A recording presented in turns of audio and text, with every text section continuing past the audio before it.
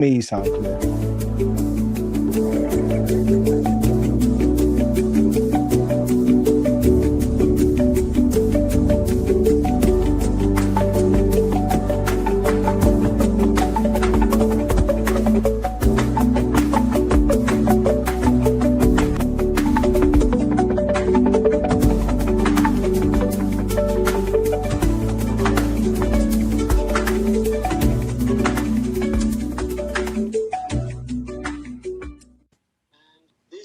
Set up cities and had civilized. Hello, everybody.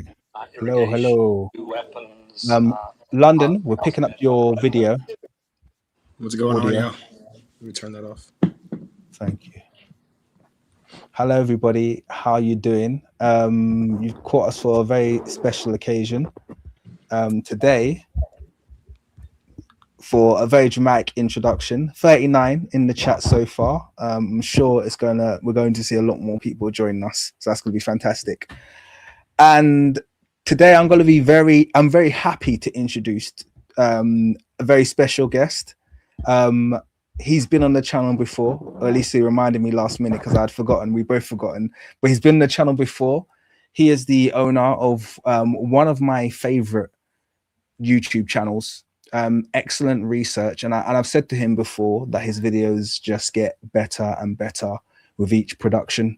I think he's a top-notch researcher, and I have the utmost respect for him. He said I can't call him Trillium anymore, so I'm going to call him Sir Trill Black. Is here joining us, and we also have London joining us, who is another fantastic researcher. London, I believe you're undergrad, right, or postgrad? And yeah. Studying to become a CRNA. So, yeah, brilliant. So we have London joining us as well, and we're just basically set up to have a fantastic conversation about everybody's favorite YouTuber. I say tongue in cheek. One of the reasons I contacted Trill Black is because he, when it comes to the subject of Metatron, I think has probably had the right perspective on this character all along. I, in my wanting to be nice, is giving him the benefit of the doubt a couple of times in the hope that he's gonna come good, because I've seen every now and then I've kind of seen glimpses of honesty from him, which I respect, and I'm like, okay, cool. Like, I know his audience is horrendous, and if he's gonna stand up and actually not completely shill, maybe there's hope. But that's all fallen to the wayside, particularly in the last few months. And what really broke the straw that broke the camel's back for me is his really nasty, disgusting tirades against Lupita Nyong'o, which I feel are personal attacks. I feel like they're racist attacks. I feel like they're misogynistic attacks. And I feel like he's deliberately basically being as openly derogatory and deriding towards her as possible because his audience likes it. And this video that we're about to debunk, he attacks another black woman. I don't think it's accidental. I think it's deliberate. And it comes a point where I have to draw the line and say I've had enough. I wanted to take him down last week. Trill Black knows. I contacted him straight away. I was like, yo, well, let's take this clown down. But Trill wasn't available until today, well, with his camera on. He was actually willing to do it on Friday, but he couldn't have his camera on. I was like, no, let's do this proper. Let's demolish this vid because it's pretty garbage. And then I think on Monday's live stream, London jumped on. And he was like, I'll get on Shaw's case. I was like, you probably need to join us, man. So London agreed to come on. So we got a little bit of a conglomerate to take down this very, very, in my opinion, so I'm going to be honest, garbage video that he's done where he's destroyed Black Athena in inverted commas. Yeah, that's my intro. I'm gonna hand over to my man Trill to say hello and some of your thoughts, man. Yeah, yo. I mean, It's me. It's your boy Trill Black. Um, I am very privileged, very privileged to have been called to this. You guys know from day one. If you've been following my channel, I've never liked this guy. Now I will say caveat. Actually, I did used to. I suppose I was indifferent. He used to come across my feed way back when, before the True Black Endeavor was ever a glint in my eye. And back then I kind of he made all right videos. He said, but I kind of, even back then, before I was ever kind of had any skin in the game, when I just used to be a consumer of content, um, I just thought his information wasn't anything special. He didn't really bring anything special to the table. That you couldn't kind of just get off Wikipedia yourself. It just seemed like he was reading fact sheets off of, Discovery Kids or whatever, and about swords and helmets and whatnot. So it was like, yeah, cool, it's interesting stuff. I mean, he's got quirky Italian accent. Great, good for him. And yeah, just at most maybe indifferent. One or two videos were quite interesting, intriguing. But as time went by, it became clear, especially when he came out with his anti black video on ancient Egypt, how he said, oh, ancient Egypt was never black, blah blah blah. And then he walked it back very ever so kind of carefully after the king and the rest of the Avengers on the YouTube space, the Black Avengers on the YouTube space. After they took him out, he kind of cleverly walked it back. But I just thought even his walk back was kind of very disingenuous, and I thought, a very wise person once said to me, give it time. Time time always reveals people's characters. And that's that saying is borne out really. We are seeing the real Metatron. Just give it time. I felt like I could have done more videos at the time on him when he with the whole Cleopatra and Egypt's controversy. But I just thought, you know what, it's kind of the channel was very new back then, and I thought it's gonna just suck the energy out of a channel that was supposed to be about something else. So rather than reacting to this bozo, and I left it, and here we are. He is destroying himself really. To all that can see, Metatron here is actually just showing himself to be the shill and the grifter that he is. But I'm very honored, and I feel privileged to be here. Thank you so much, King, for inviting me on this cookout, really. Well, it's a pleasure to have you. And I will say you just said very wise words there in terms of your decision not to engage in the first debate. I think that's probably not a bad decision given what you said, because I know that that I spent a lot of time with Quilly Mika doing the live stream responses, and I know that it did have a bit of an impact. The negative impact it had on his channel wasn't anything that he couldn't handle, but it did fatigue him. He did get kind of tired of it, so it did open a door. And just like you said, he's just out here trying to put out information, trying to create content, trying to do research for his community. He's not trying to attack anyone, and that opened the door to a lot of negative energy being directed in his way. And I'm seeing that right now as well, actually, obviously, with the whole Egypt, the whole of Egypt. I say the whole Egypt, I might as well say the whole of Egypt descending upon my channels now. It can be very fatiguing. So yeah, very wise words there. I appreciate them, Trill Black. London, over to you, man. Yeah, also, very wise words, Trill. Very articulate there, as always. I also did awesome to be on the channel. I kind of came across both of you guys, I think initially with one of Metatron's second video on a non-black Egypt, right? And what I will say is that someone in the comments mentioned that, he knows him from swords and armor and stuff. He should just stick to that. He should just stick to making armor videos and sword videos for cosplayers and incels, because and sorry that wasn't as nicely worded as you did, Trill. But at this point, his his grift is just so low quality. It almost doesn't deserve a response video. This is, I feel like, just more for fun. You know what I mean?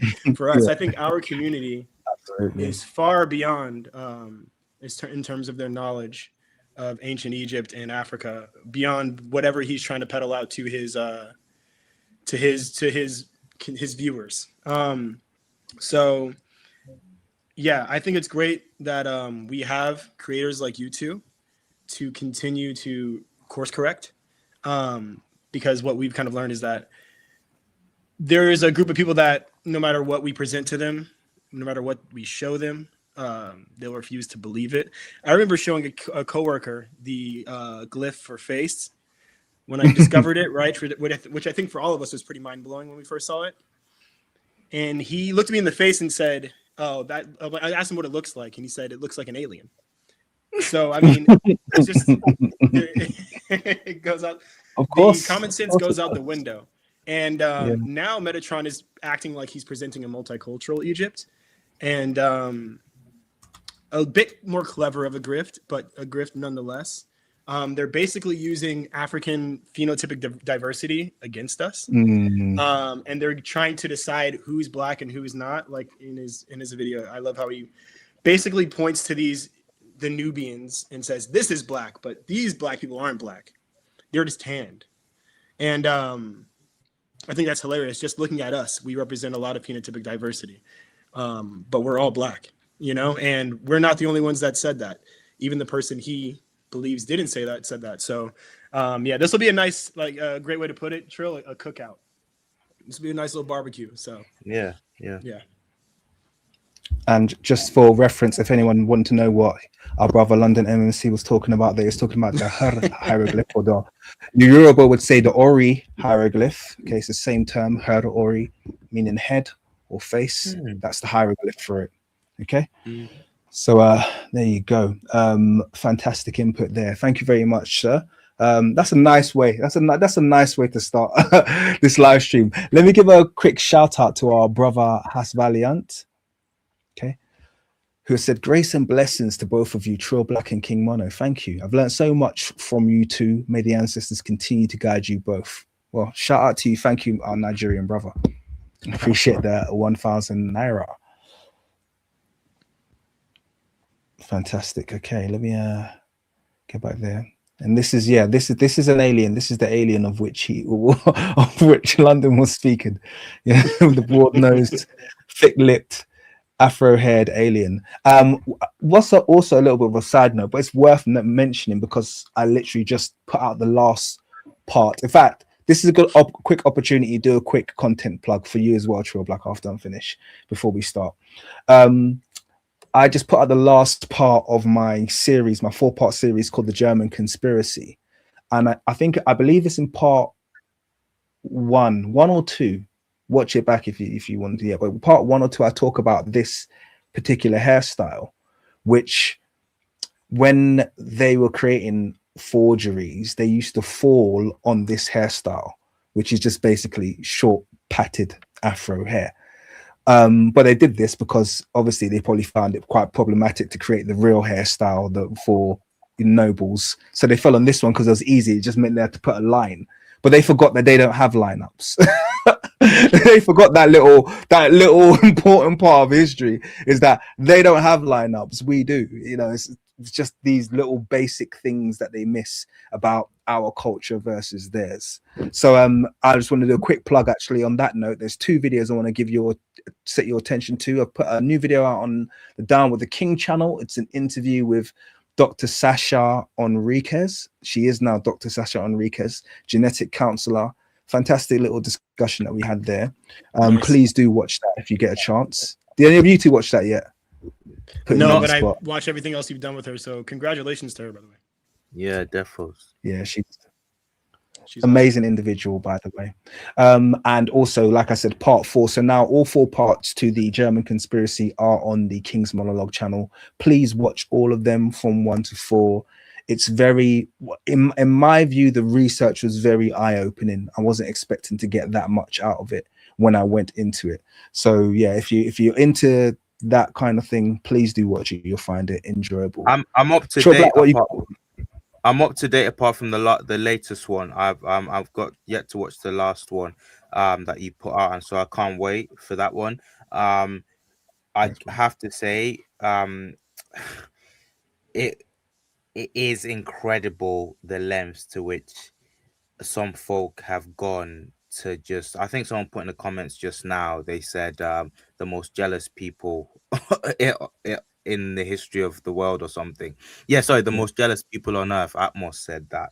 And sorry, but if you see that documentary, guys, 3 4 part, however many it is, it is that it just reveals the jealousy, because it's just incredible to me the lengths to which these people have gone to bury um just steal our history. We live in a world now where the people whose history is being stolen can't cry that their history is being stolen, because they'll be called the thieves of the history. So we're the ones, according to their narrative, we're the ones stealing history. It's completely upside down. Just a quick word on this thing that you said about the this face hieroglyph and the cropped hairstyle, bro. Mm. I grew up.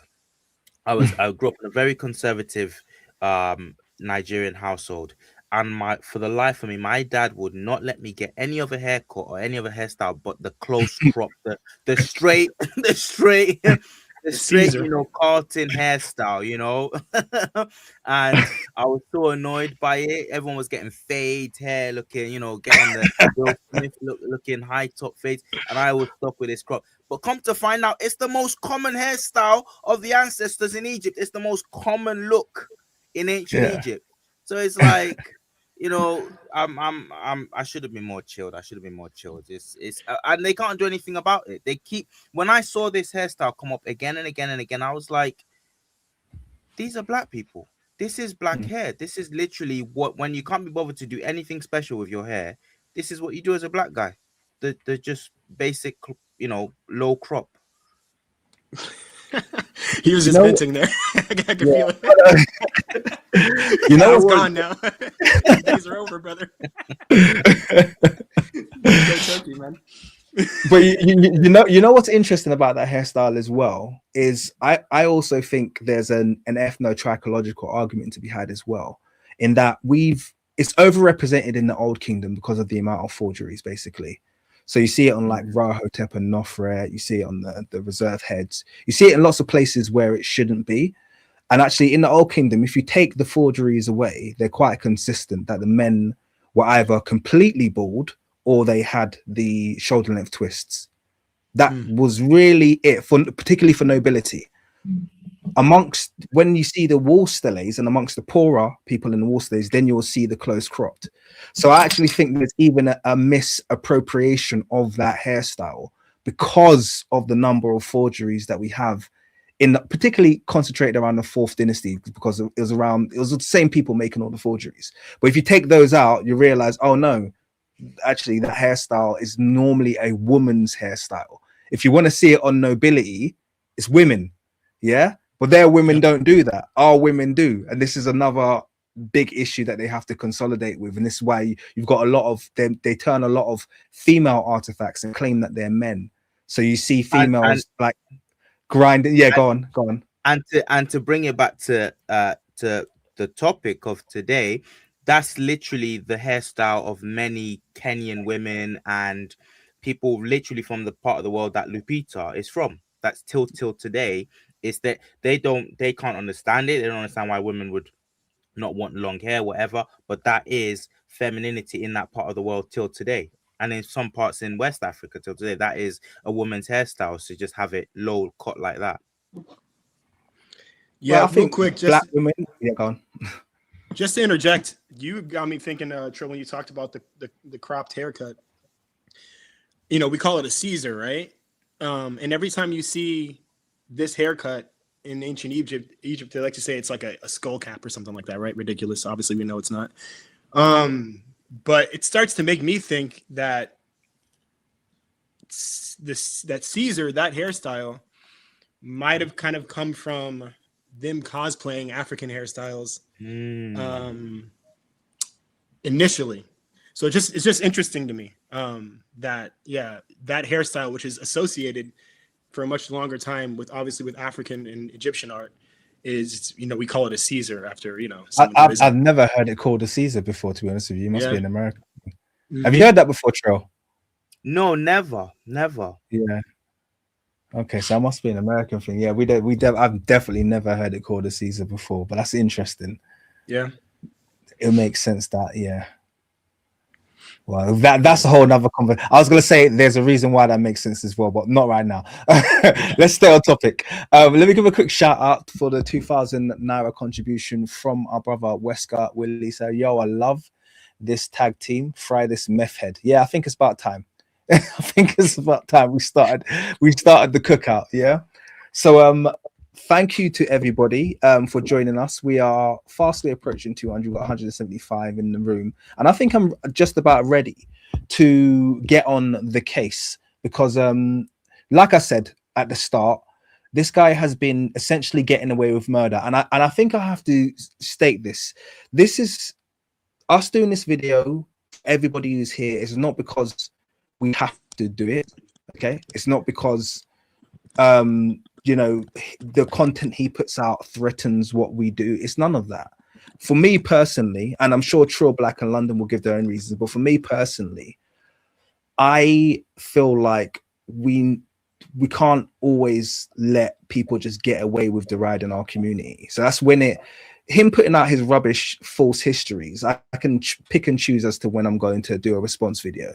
But for me personally, when I feel like he's attacking a black female in public, it exposes us, and I think a lot of right now, I do feel like in the black community, we're quite exposed. People don't feel any fear in terms of how they're attacking us, be it intellectually or physically, or you got chud, like people running around doing all kinds of madness. And that's why I feel like in the intellectual realm, if I feel like that I'm seeing that same energy of abuse, I need to be a defender. I need to go in there and say, actually, no, you're not going to do that here. You're not going to victimize. Like at the end of the day, at the moment, who's covering Lupita? Do you understand what I mean? Who's who? No one's like, she's just exposed to these vile, wicked people. And to be honest with you, with the kind of cabal, the circle of them, it amounts to several millions of views probably every week of these vile, racist individuals descending upon her, sending hate her way. No, I have to do what I can. So that's me personally. That's where this decision to respond is coming from. And I went to Metatron's channel and I left a comment in there. I said, you're not going to get away with this, particularly the fact that what you're saying is false. So I'm happy to press his nonsense. Yeah, it's absolutely on. So that's me personally. You guys have got your own motives. Feel free to share them, and then we'll get straight into this. Trill son, anything? I'm just happy that we're finally here. I've been like 50 Cent patiently waiting, waiting for King's Mono to get on this guy's case, because I feel like if certain people do it, it look like we are trying to use him for views, but King's channel is big enough to to rally behind to do this. But yeah, man, it's about time, because when this guy put out I knew that he was gonna get on this grift as soon as the Odyssey, everyone was piling in with their videos, and I was like, but he did it quite early on. He's already addressed it. So if you go back in his videos, he did one where the thumbnail was Helen of Congo. And I'm like, bro, she's not even from Congo. Like, that's like, imagine if an East Asian person was in the news or something, and for some reason we just, without knowing whether they were from China, we just said, yeah, Jin, I don't know, William Jameson from flipping China. Like, but dude, he's from Japan. What are you on about? So it was just like, that was, why are you doing that, dude? What's up with you? So I was like, okay, cool. Okay, I see what it is. And I thought, okay, he shot his shot. He's done what he's gonna do. I didn't watch the video. I just saw the thumbnail come up, and I left it at that. But when the other channels started doing their content on the topic, I knew that soon enough he would think, oh, okay, there's still more mileage on this, and he would do video after, and he's done that. He's done that. If you look at, Yeah, excuse he's me, been cooking. you look at his if you look at his video list, for a channel with 1 million subscribers, it's pathetic. It's pathetic. We're talking 20,000 views, 30,000, 40,000 here, except for when he bashes black people and he realized, okay, right, I've got to get back on this Odyssey thing is gold dust for me right now. That one video I put back way back when, I kind of went in prematurely. Let me now go at it. This is the time. And sure as anything, you know, his view count went up by a few more thousand views, a few thousand more views, and you know, he's just keep eating off it. Now, I think that he is deeply, my opinion, so this is personal opinion based on what I've seen, he is a deeply racist person. However, I think his grifting side is even bigger than his racist side. Okay, so I think he saw that this was a big money earner, this was a big maybe subscriber drawer, and he's just been going straight after it. Now, I've wanted to do my own video. I've had him on my sites for other things actually before this. I've got a video. Sure, really quickly. Look at this one in the middle, Joan of Zimbabwe. It's what the heck? Like seriously. So It's unbelievable. It's just disgraceful. Now I've had him in sights for something he said a long time ago. He came out with a video talking about how Jesus wasn't and couldn't possibly have been a black man. I thought, okay, let's go. I've got something that works for that. And then this came out, and I'm just thinking, you know what? I can't even begin to play. It's just me. It's just me. I'm cook. I'm dishwasher, bottle. I'm everything here, and I can't keep up with this guy's grift. So I'm just glad that someone else, someone bigger with more resources than me, is actually taking this guy on, and with bigger reach than me, is taking this guy on. So yeah, man, let's do it, bro. Thank you so much, King, for this. No, it's an absolute pleasure, and thank you for agreeing to join. I actually can't find the Helen of Congo thumbnail anymore, so I wonder if he changed it. He might have changed the thumbnail, because I came at him for that, and I said, "You're racist." I told him in his comments, "You're straight up racist." Doesn't it? Like, she's not Congolese. Do you know what I mean? Like, it's just this, but it looks like he's changed it. So there you go. There's a bit of impact there. London, over to you. Final words about the motive before we get cracking on this. Well, on a less serious note, you talked about shooting your shot, Trill.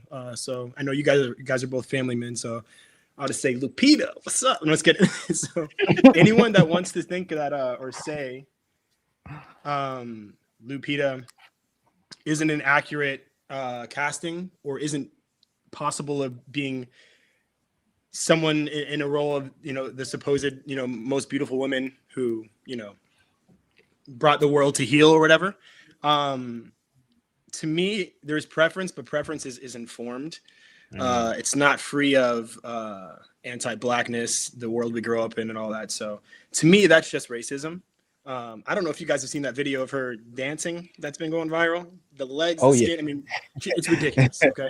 Yeah. So, that I can't say too much. Chill Black can't say too much either. Look, he's exactly. But yeah, our women are beautiful. They need to be protected. We're beautiful people. I'm tired of I mean, you can talk about her being a more accurate casting than previous castings. The last Odyssey, or the 1996 or 7 Odyssey, they had a Turkic type playing Egyptus, right? But if you read contemporary documents, you see he's not described as such. Neither is the land of Egypt, right? It's very explicitly called the land of the black-footed people. So they don't care about historical accuracy, even though this is a myth, right? But they got mad about the Little Mermaid, so you know they'll go after anything. All they really care about is suppressing history. Black people are they just want to reduce us to a slave narrative, right? They want to start in the 1500s. So for me, it's just the whole purpose of this is not to just inform us and even some of our elders, but try to make it a little bit better for the younger kids coming up. because similar to Trill, I didn't grow up in a conservative household, but I know that we grew up in close proximity, I think, to white people, right? And yeah, just the onslaught of misinformation is, if you aren't really, if you don't have a strong backbone, man, it can influence you in horrible ways that you can never recover from. So Yeah. I want to at least make that a little bit more bearable for young Black kids, you know. So Shout out to you. And Yeah. sorry, just to touch on the our women thing. Sorry, I missed that point. I really want to say it inflamed me. It really inflamed me to see, because I actually thought, when I saw the thumbnail going around, now that he's removed it, he could literally come out and say he never put that out. I've seen this guy boldface lie before, so perhaps it was somewhere else I saw this, but I'm pretty sure I've seen a thumbnail, Helen of Congo, and I'm pretty sure. Oh no, it was there a couple of days ago. Right. And one of the things that they do with this narrative, or Helen of Congo, and putting what they do is they I think they've taken a picture of her from when she starred in 12 Years a Slave. Yeah. And the first time I saw that picture of her with the words Helen of Congo, I thought, oh, is that how she's been? Is that how she's dressed up in Christopher Nolan's Odyssey? Unbeknownst to me, that was just a still shot from 12 Years a Slave, in which she's playing, you know, a human being in a very lower state. Now, And you take they that. changed their clothes using AI as well. But yeah, carry on. Right. Okay. Cool. They changed it because so to me, you've taken someone playing a part where they're not supposed to be looking their best, and you've kind of ironically, it just smacks of, there's no way that isn't just trying to dehumanize and trying to a dog whistle about Mm. how aesthetically pleasing Black women or Black people can or can't be. And you've run with that, Metatron. You've gone with that again. Also, misappropriating where she's come from. You've just done that, and so this thing, it's not even a dog whistle anymore. It's not a dog whistle. We know what they intend to say about. We know partly what they're trying to say about when they raise all this opprobrium about Lupita playing Helen of Troy. We know what they're trying to say. They're trying to say Black women, there's no possible way Black women could be aesthetically pleasing to the ancient Greeks. Well, how do you explain Andromeda? How do you explain so many things throughout the Greek canon and Greek mythology, talking in like goo eyes about Black people and Ethiopians? How do you explain that? And it's sick. It's sick to me. We know what you're trying to do. We know the dog whistles, they're not even dog whistles anymore, and we see you and we're coming for you. So sorry, I just wanted to chime in on that topic as well. No, it was important, and I appreciate that very much. I want to give a quick shout out to Naya before we. I've got 2 donations I want to give a quick shout out to before we get going. So, first of all, thank you very much, Naya, for your $50 donations. Very much appreciated. She said, "Hello, everyone. They always disregard the dark-skinned child mummy known as Tashwinat mummy in Algeria with sophisticated mummification 1,000 years before Egyptian civilization existed. I love the research you bring, your Nilotic sister." Thank you, my sister. And can I point out, I'm glad you said you're Nilotic, because the mummy that you're pointing out, the Tashwinat mummy, is clearly, phenotypically a little Sudanese child. Like, you couldn't even argue anything otherwise. So these are the things that they will bring out of the ancient North Africa, ancient Nile Valley, anywhere in Africa, really, because it is purely Black African domain up until the several invasions and then bringing over too many Slavic slaves. But we'll talk about that another time. Well, thank you very much for your donation. It's much appreciated. And a shout out to Vlad as well, or Vlad, I should say. 260 says, "First time, lone time. Keep your foot on their neck, brothers." Oh, we haven't even started yet. The foot is about to get planted on the neck, because we're about to get into this very ridiculous video launched by Metatron, where, by the way, I have to say something very quickly. Metatron's hate boner against Black Athena, that comes from me. Yeah, I used Black Athena to debunk him during our debate, and I didn't do any of the things that he claimed. I simply raised the point. I raised the point basically that the ancient Egyptian civilization had massive impact on the ancient Greek civilization. And I used the inheritance of Athena from Neat as an example. So Neat is the ancient Egyptian deity, and Athena is the ancient Egyptian, the ancient Greek deity. And I said one came from the other. And then I used a quote from Black Athena to prove that. Now, bear in mind, when I made that comparison, I hadn't read this yet, which is Manetho's king list, and I hadn't realized that all of the Greek gods came from Kemet. I only knew a couple, but it was enough to make the point that you can't deny the fact that there's a influence from ancient Egypt to ancient Greece. I never raised the argument that the ancient Greeks were therefore all black. Okay, that has never been an argument that I've made, but I've always raised the argument that you shouldn't diminish the influence. There has been a long line of influence in terms of Greek rulers coming or saying, tracing their lineage back to ancient Egypt, and the Greek gods coming from, and Greek culture, a lot of it being inherited from Egypt as well. This is all defensible because it's been written down copiously. There's far more evidence for this relationship than there is against it.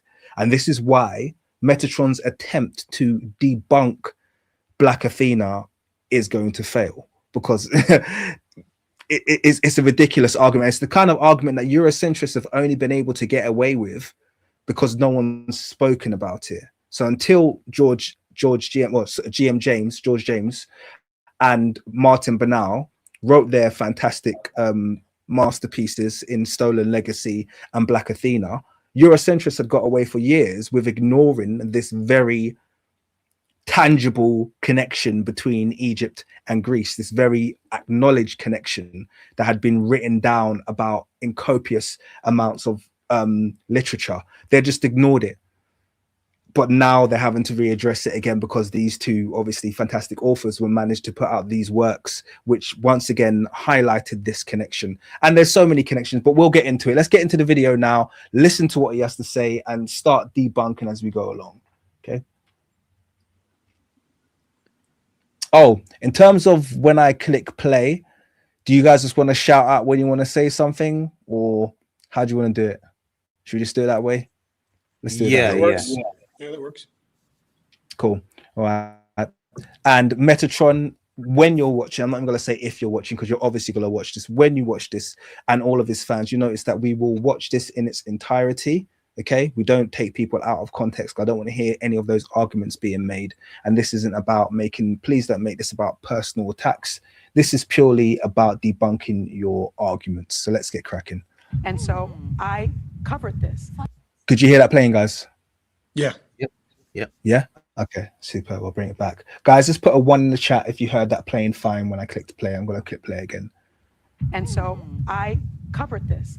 So people that are saying that Helen of Troy could not possibly be played by a black woman don't know history. But what is it?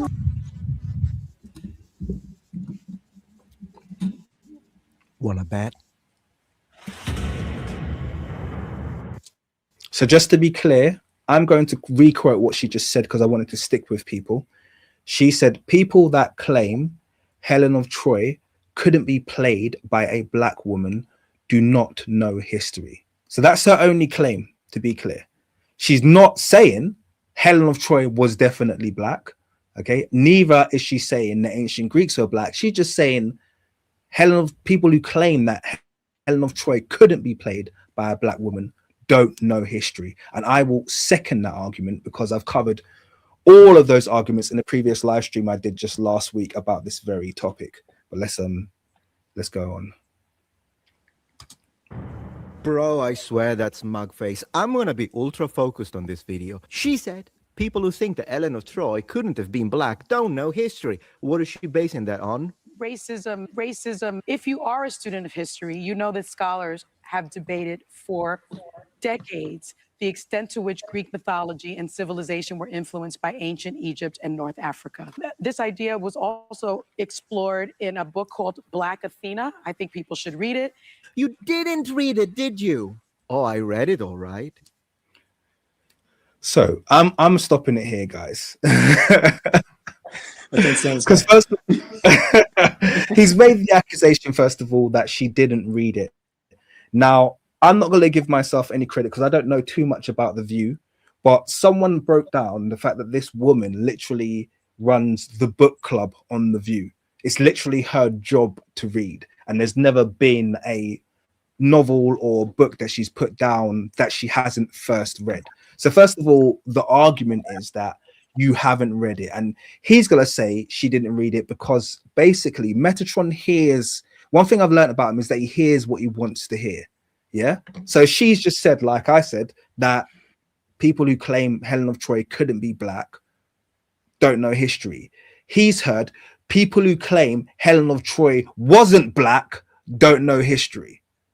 Now, there's a difference between those two statements, but he's heard one and not the other. And that's the issue with him because he doesn't understand, well, clearly from this response, doesn't understand nuance, doesn't understand how academics speak. He just speaks in these very binary and extreme ways that people speak on the net when they don't actually take the time to read works. Feel free to jump in if you want to add anything, or I'm just going to click play. Oh, yeah, no, I third her statement about them not knowing history if they believe that she couldn't be black, but we can continue. Yeah. I want to say this is a tactic he engages in quite a lot. I don't think that he hears what he does. I agree he does. I think, but more specifically, I think he's done this too often. Confession, full disclosure. Every now and again, I'll check out his channel, see what he's up to, and nothing surprises me, of course. Now, even more seldom than that, I will click on a video, but I would never watch more than, say, I don't know, 5 minutes. But what is clear, especially when he does his reaction videos, he does this all the time. He doesn't do it. This isn't a one-off thing that we're seeing. This is a pattern. Many people have caught him out on this. There's a guy, can't remember his name now, another content creator in another space, just in a political space, and he did an absolute almost 2-hour debunking of this guy. And what in taking Metatron apart, he showed how he basically what the king has just said. He showed how he will take a statement very clearly put, very clearly made, and as somebody that tries to put himself forward as some kind of authority or academic or analytical historian, he will completely then mischaracterize the statement he has just played or the clip he's just played. And it's like, how have you got from A to Z without, how have you done that? You claim to be an academic, you claim to be a linguist. How have you not listened carefully to what that individual has said? She said the argument that she couldn't have been black, which is very, very different to saying that people are saying that she was black. If you look at, I'll make this point and I'll let you play the video. If you look at the famous paintings that have been done of Helen of Troy, people are making massive bones about how, I've read the translations now. Full disclosure, another full disclosure, I've had a copy of the Odyssey in my library for the longest time. This saga is what will get me to actually read it from cover to cover. Okay. But people are making out like everybody's a classics expert all of a sudden. In actuality, many of the artwork that's been from that we have, many of the classic artwork, portraiture and whatnot, paintings that we have of Helen of Troy, of quite a few of them show her as red-headed for some bizarre reason, or strawberry blonde, red hair. But now everybody wants to say, well, I've read the translation and the translation says she's blonde, she's quite clearly blonde and very fair skin. So how come, wherefore the artwork that depicts her as a ginger? Wherefore, so it's quite clear that for the longest time, people have been taking having artistic license with this character. You know, nobody was screaming their head off when she was being presented as some Scotch woman or some Irish woman, you know, with bright ginger hair. But now all of a sudden, you put black skin on her, and that's whoa, this is exactly what it says. Now, again, nobody's going to quibble about her having ginger hair or whatever. Nobody's going to quibble about that, because that's not beyond the realms of possibility. Again, if you actually look at the original translation, it doesn't actually say blonde hair, it says resplendent hair that shines. That's the proper translation for it. From, again, I've not read the Odyssey back to back, but from more honest content creators who work in classics for a living and have explained that translation, they're saying it doesn't actually literally mean blonde hair. Again, I believe them. So we've had people take artistic license with her hair and people go, man, you know, it could have been, if you actually go strictly to the translation, it could have been resplendent red hair, you know, who cares, you know, blah, blah, blah. We've had that. Metatron on another day would follow this woman's argument with another woman, with another person, another context, would follow this woman's argument to the T. So he can follow arguments, is my point here. He can actually follow arguments, except when he doesn't want to. When it pays him not to, then he'll pretend he didn't hear a particular bit. You did the whole Egypt saga with him. This guy was out here bringing olive oil and he was bringing out olive oil from his kitchen to show the different shades. So it's like, this is the ridiculous level he will go to when he wants to be specific. Anyway, I think when we laughed at that particular point, I think that broke him, to be honest with you. I think that broke him. I was like, does that look like a skin color to you, my friend? Because if your skin ever turns that color, go to the hospital, man. What are you talking about?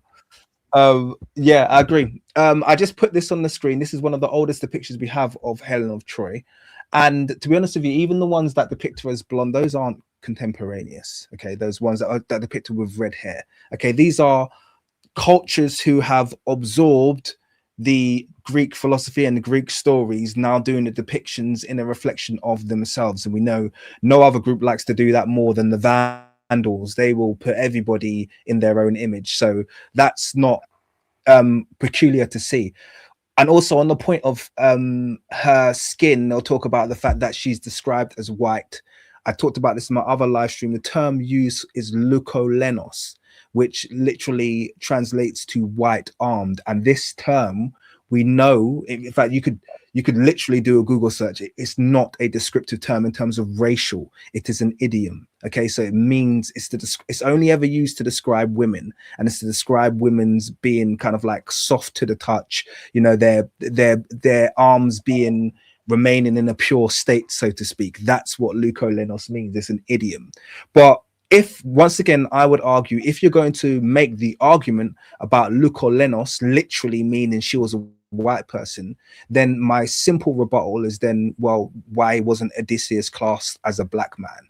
Because he's described in the very same book as melanchroes, which means black skinned.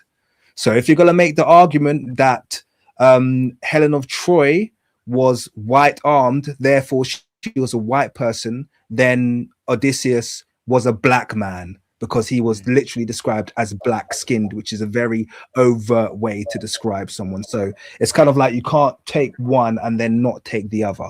Unblemished is a good way to put it. Thank you, FBA Forever. He just said unblemished is a good way to describe white armed. But anyway, let's carry on getting into this.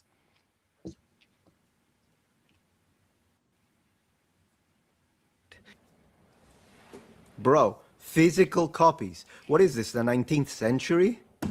Nolan ruined my life. You see, the book Black Athena is actually a trilogy. 3 books, just like the Lord of the Rings. 3. Fantasy as well. It's another thing in common with the Lord of the Rings. But regardless of that, I own all of them, and I've read them all differently from you. And guys, the stuff that I found out. Okay, I'm going to jump in here, guys. Yeah. This is where I'm going to make an accusatory statement. I don't care. I'm going to say it. Metatron hasn't read the Black Athena trilogy. Okay. No, he said Amazon. He did one of these.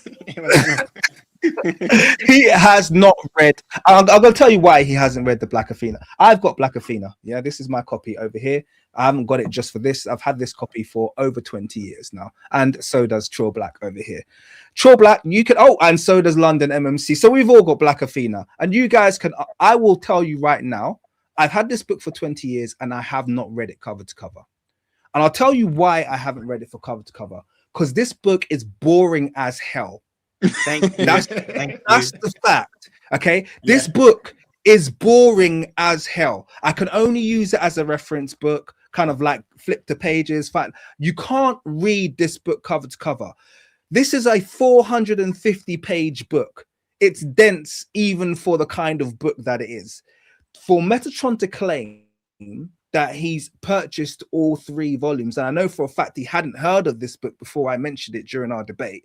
The fact that he said that he's purchased the 3 volumes and read all 3 of them, dude, who do you think you are kidding? You have not read these books. Yeah, you've borrowed them, yeah, from one of your mates, or perhaps purchased them, and then you've chat GPT'd. And I also know you haven't read them, because if you did read them, you would have got much better quotes than the ones that you got, which all seem to come from the blurb.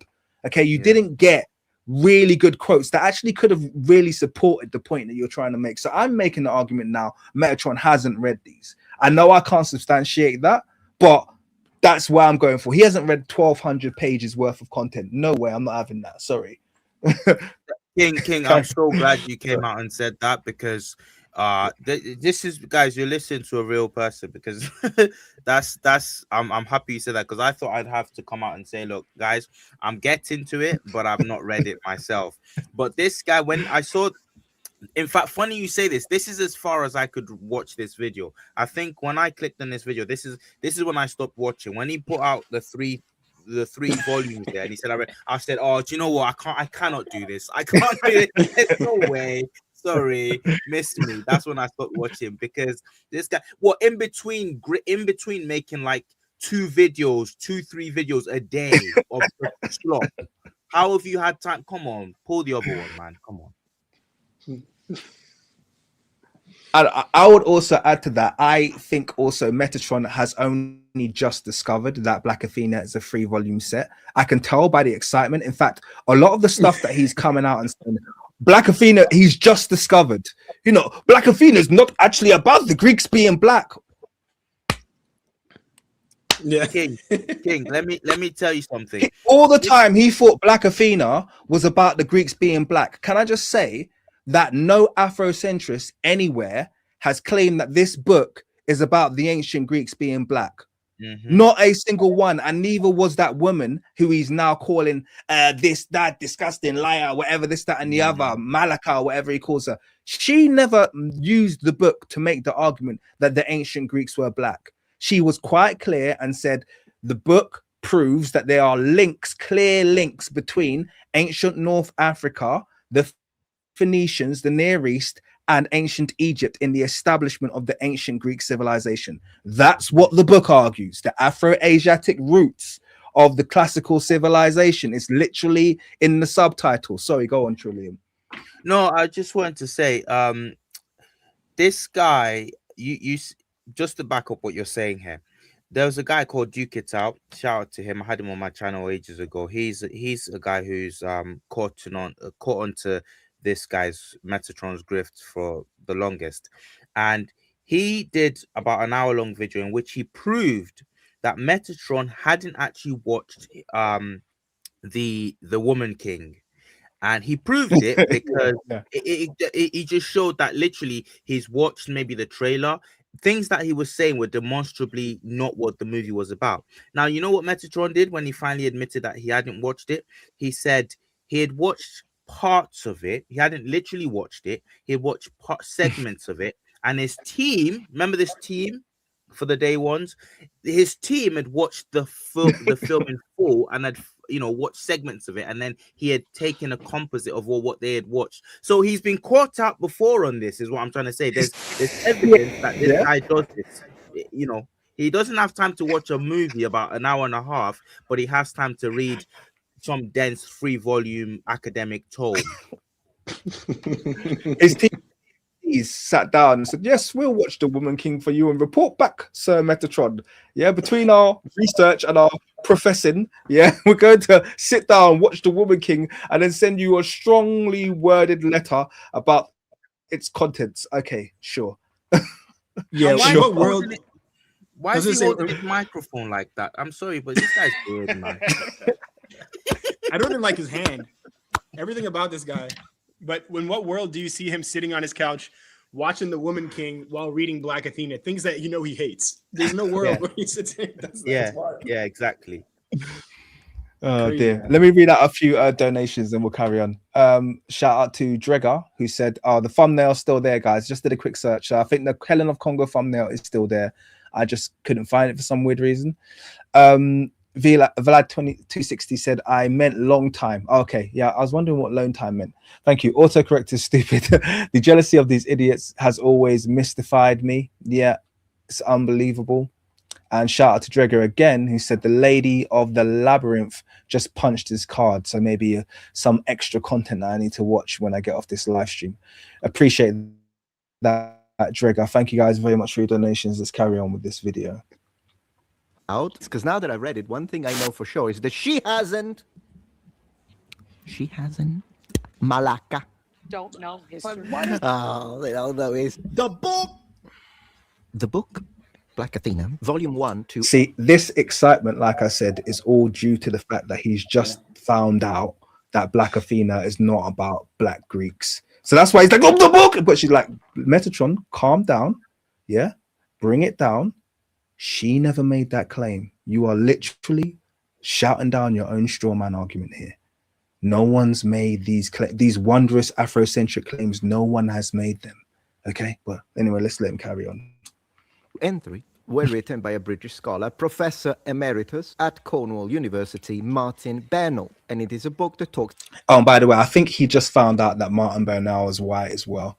I don't think he knew that. I'm telling you guys, I think he thought this was a book written by a black guy. And then he's researching, he goes, "Oh my God, he's white. I'm British. I bet she didn't know that." No, we knew that.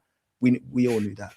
Yeah, Metatron. I've done a video about Martin Bernal about 2 years ago. Yeah, like we all knew that. None of this is news to any of us. Yeah, indeed about the origins of ancient Greek civilization, myths, culture, trying to present the alternative idea that a lot of what the Greeks have done are heavily indebted to Afro-Asiatic, meaning ancient Egypt and the Near East. So Mesopotamia, Phoenicians, Afrocentrics, forget about that part, but whatever. Of course, you could argue, well, but if a... No, Afrocentrists, don't forget about that part. Sorry, I have to jump in here because this is just a little pet peeve of mine. You only have to go back about 1.5 years, 2 years when I did the video about the inheritance of the Greek alphabet, or I should say the origin of the Greek alphabet, and how every single letter in the Greek alphabet can be traced back to ancient Egyptian hieratic and Phoenician, the same two contributing groups that we're talking about today. Okay, never been a denied factor. I never argued that all of the letters came from ancient Egyptian, although all of the Phoenician letters came from Egypt, so technically they did anyway, but that's an aside. But the point being that Phoenician and ancient Egyptian have always been two massive contributors to the ancient Greek civilization, and that includes their alphabet, by the way. I could take you through literally letter by letter.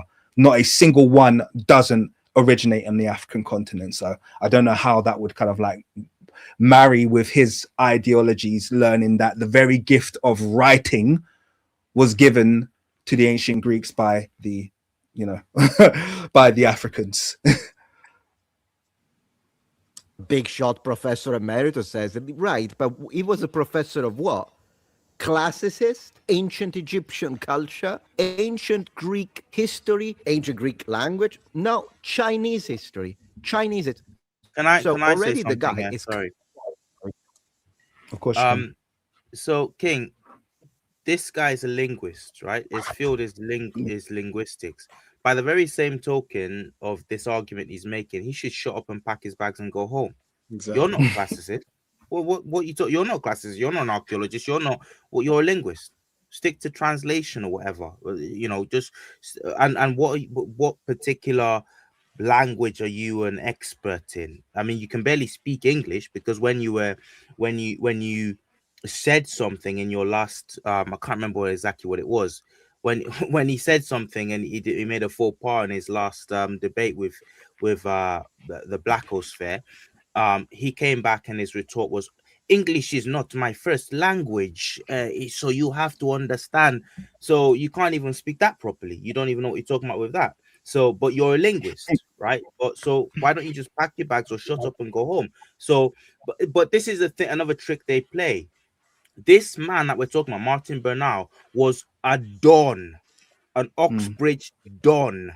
Okay, a professor. I think he picked up a thing or two on the way, and he picked up a thing or two on the way in terms of research and how to research things. No, and that aside, to the uninitiated, to say somebody is to disqualify somebody on the basis that their field of expertise, their academic field of expertise, is in this field and isn't specifically in this field, and therefore that disqualifies them. That's a nonsense, because academics are constantly crossing fields to write articles on this, so they're constantly swapping and changing over and using their expertise in this field and bringing it to play in another field which they aren't trained in, and we have that writ large across the academic space.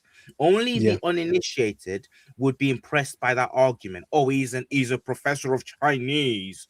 What? To be clear, and to substantiate that argument, I think I was watching a video recently with David Reich, PhD, the population geneticist, who I do not have any time for, but he crossed into population genetics, I think directly from biology. So he didn't even have a genetics background, and he went straight into population genetics. So like you said, Troll Black, the idea that academics will just kind of like cross into different disciplines, this is something that's accepted. And also a strong part of the argument of Black Athena is the linguistic aspect. He does go into the linguistics to support his argument. So once again, it doesn't actually disqualify him, actually supports the strength of his arguments. Another Christopher Ehret is another historian who liked to use the linguistic weighting, or the weight of linguistics, to amplify the points and the arguments that they would make in terms of their research. So I totally agree with you there. Yeah, which he probably would have harped on more, being a linguist, if he'd actually read the book. And I think it's funny. I think Kieran, shout out Kieran, he said that his major was in Japanese. So Metatrons. So that's hilarious. Because all he really does in this video is go on to prove how horrible of a linguist he is by what he says about Mellencross later on in the video. So this guy's a fraud. Sorry. And by the way, just so we know, this is how well Martin Bernal kept that secret. This is page 1 of Black Athena. Page 1 of Black Athena, everybody. Martin Bernal is a professor of government studies at Cornell University. He was educated at Dartington and King's College, Cambridge, where he was a research fellow and tutor. He has published widely on modern Chinese history. Whoa. Page 1, guys. Yeah, Show the deep page cuts, 1. man. He's not trying to hide it from anybody. Metatron, you're not doing any investigative journalism here. Yeah, it's literally there. Let's carry on. Already the guy was completely out of his lane, which is one of the reasons why the book has been extremely criticized by people who, are of this field. But regardless. And by the way, just to be clear, the person, one of the biggest voices of criticism against Martin Bernal was Mary Kay Lefkowitz, who was even less qualified in her field to critique him, and her arguments did not hold water against him. So this whole idea that Martin Bernal was dressed down and his ideas have been refuted, no, they haven't. Because like I've demonstrated already, they were based on literally contemporaneous literary sources. You can't deny the line of inheritance from ancient Egypt to ancient Greece. And actually what Martin Bernal's work did is it established that, because this had been ignored by academia for years before George G.M. James dropped his book. Martin Bernal was second, and he actually gives George James that credit to say he was the first to kind of broach this topic. But now it's acknowledged in the classics. They have to acknowledge this inheritance. They can't. I've read previously, and I talked about this. This is the Hermetica, and I've read this on my channel, and I think I've read the opening 3 chapters to you guys. This was translated, I think. I haven't. Let me see if I can get the date of the translation. And this is relevant. There's a reason why I'm saying this. So I've got the Walter Scott translation, and the reason I'm saying that is because it spends the entire first 40, 50 pages arguing that the Hermetica, a book that literally is about ancient Egypt, ancient Egyptian prophecy, yeah, is a purely Greek text and has got nothing to do with ancient Egypt. And and it's got nothing to do with Tahuti, yeah. It was made up entirely by the Greeks, and they just made up the Egyptian part, all the details about the different Egyptian cities and stuff like that that are in this book. That was all made up. It's got nothing to do with ancient Egypt. This is the world that Martin Bernal was challenging. Do you understand? So it's important for people to understand he wasn't just someone who was just trying to sell a black book. He was challenging an orthodoxy that had for years written Near Eastern and African contribution out of the origins of ancient Greece, even when the ancient Greeks themselves didn't try to hide it. That's what he was challenging, and that's what's really important for people to understand. Sorry, let me carry on. Regardless, well, the first thing that we need to understand when we contextualize the book for this clown is the following statement. What the book is doing is actually... Sorry, and I hate the way he's using pejoratives for her. Yeah, there's absolutely no. Remember when King? Do you remember when that was a red flag for him of a lack of integrity? Do you remember how hard he went in on you and Kweli Mika about that? But I don't think we even did use pejoratives on him. You didn't. But any little thing that was even like slightly in that way, you know, a shadow of a pejorative, he would make such. He'd spend 5-10 minutes about how he thought it was above that. The guy's just gone full in now, full in. Exactly. I think he got really angry at Mr. Imhotep for speeding up his voice. Remember that? He did a whole chapter, a whole 10-minute chapter. You have sped up my voice, and I have done the research, and the research tells me that the speed of voice is what creates it creates a negative influence in the mind of the hippocampus of the listener. Metatron, seriously, dude, he sped up your voice because he was trying to get through your whole video, man. Come on, man. God's sake, man.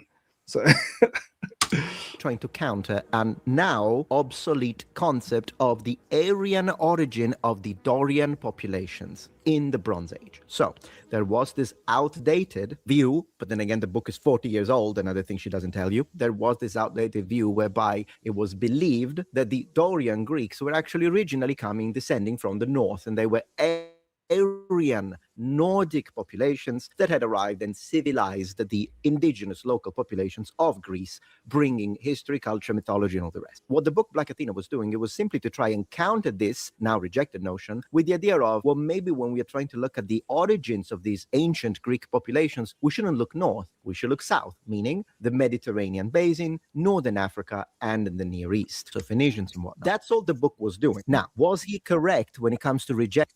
I just want to correct him here slightly as well, because what he's doing is he's setting up a straw man once again. The book Black Athena and the hostess who mentioned the book, neither of them were arguing about the ancient Greek population. He keeps putting that word in because he's trying to make this another race argument, which is what it's not.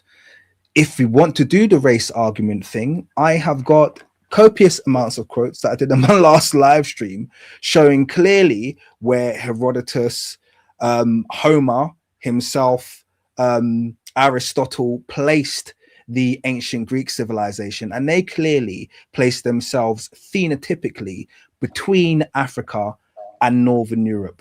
Yeah, and we have several quotes supporting that kind of between aspect, that kind of in between. We're not as pale as those guys, they're savage and backwards, but also we're not as dark as these guys, they're too laid back and chilled and cowardly. We're here, and we got the complexion of courage. And that was said in different ways, but on more than one occasion.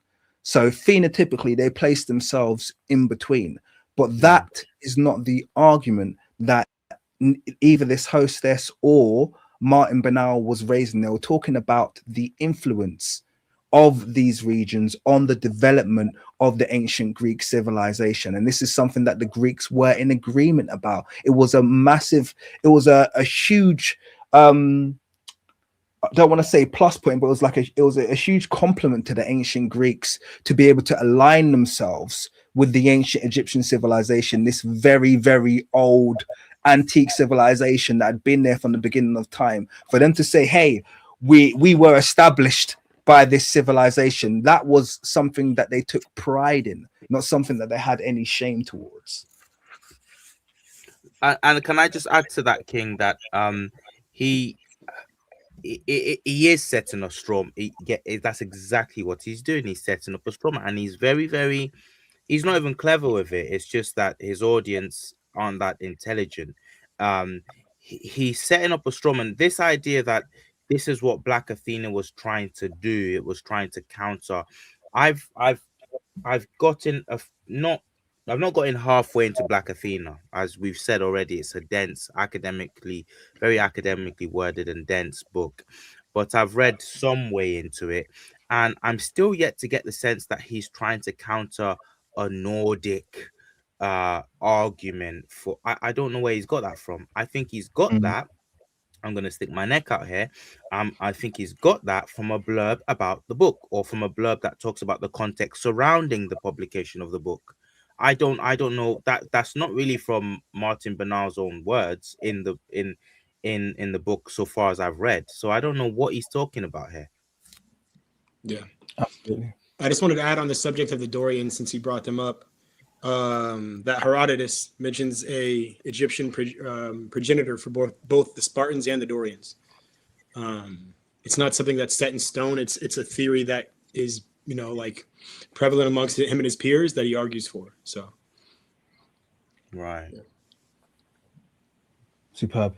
I just wanted to let me just read this one quote to everybody, just to kind of substantiate what I said earlier about the way the Greeks place themselves. So this is from let me read this one from Physiognomica.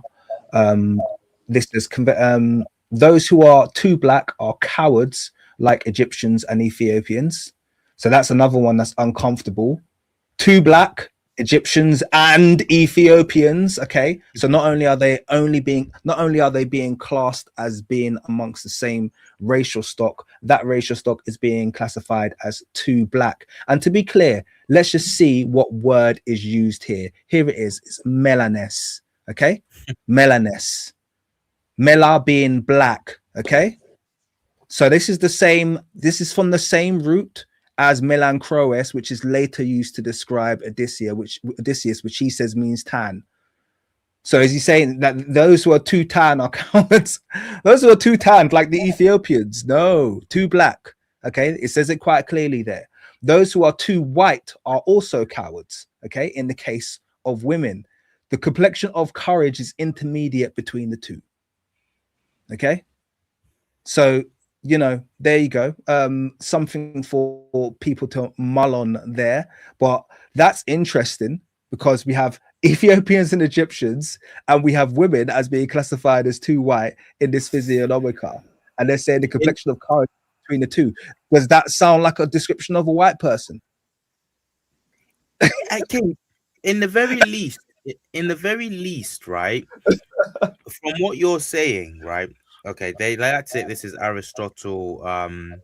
We're not sure this is Aristotle himself that wrote this, but someone in ancient Greece No, wrote but this. this is under Aristotle's school, but it's in the physics. Right. We know that it's dated to the 3rd century BC and it's an ancient Greek work. Yeah. Right. So in the very least, when you read quote after quote like this, okay, we have enough. Say you were just playing devil's advocate. Say you were just playing being diplomatic here. Black people have enough in the canon, in the historical and archaeological canon, to be able to put forward in popular renditions of ancient Egypt black faces without people crying and screaming appropriation. This is my point. My point isn't even if you wanted to say I'm just a disinterested observer in this debate about ancient Egypt and it's how black it was. There is enough there, okay, to suggest that we don't have to have epileptic fits for when black people show represent themselves as being a sizable, a significant body of what it meant to be ancient Egyptian. We don't have to go, we don't have to have heart attacks. For example, the quote you've just read. So what my point, this is how I know that it wasn't even multicultural, because when you scream so hard, you wonder to yourself, you say to yourself, when you scream so hard in protestation against people like us, you think to yourself, like, okay, but they were there, like they have evidence for saying they were there. So why, it's like what did Shakespeare say? The lady doth protest too much. Do you get what I'm trying to say? I don't know Yeah. if you know what I'm trying to say. It's like, why are we even having this debate when actually the argument is for the fact that there's been an underrepresentation of blackness in ancient Egypt. There's been an not that there's been an overrepresentation. There's been an underrepresentation. When you actually look at the historical archival record, it's that actually we need to show black people more as part of the organic space of ancient Egypt, rather than, oh, they're trying to steal our history. And this is what I don't get about why we're still even debating this. Does that, I don't know, chat. I don't know if people No, understand. it makes perfect sense, because what you're saying is exactly the point the woman was saying, the host from The View. Yeah, that's exactly the point. You literally just said exactly what she said. Is that while we sitting here, anyone who says that ancient Greeks or couldn't portray one of their major characters as a black woman doesn't know history, because she knows history. I'm sure none of these quotes that I have here would surprise her, because she's aware of what history looks like. She's aware of the different ways that the ancient Greeks have described themselves. And by the way, the ancient Greeks would swing, they'd swing. They sometimes sound very dark, like in this one, but then they'd swing and sometimes sound a lot lighter, and then swing and sometimes be sitting in the middle. This is a very nuanced society.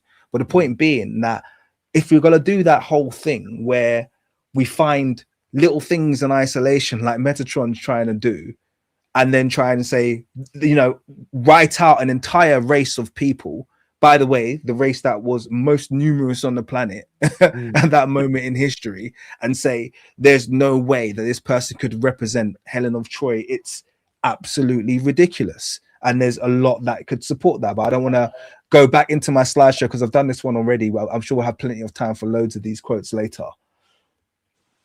Did you want to say something, London, or should I just click play? We can sign off now. That alone is enough to refute everything he says from here on out. But just for the sake of our own entertainment, we'll continue. Yeah. Let's carry on. There's more to come, man. Now we're not even halfway through the good bit shit. Rejecting the Aryan origin of the Greeks, yes, that's wrong. However, he has been completely rejected and debunked when it comes to the alternative southern foundational element when it comes to the Egyptians and the Phoenicians in ancient Greek colony. Because the reality is that since then, once again, 40 years, not only we have a massive, much better understanding of the ancient Greek languages that flourish in that area, look at, for example, Linear B, we have found archives that mention the Dorian populations in the Bronze Age. Just wanted to just jump in at that point as well, and not to nitpick, but he's mentioned Linear B. Okay, the reason why I have to jump in at that point and nitpick is that Linear B has no longevity. Okay, it's had no impact on what became the ancient. So it never formulated to even contribute even an iota to what became the ancient Greek script. It contributed nothing.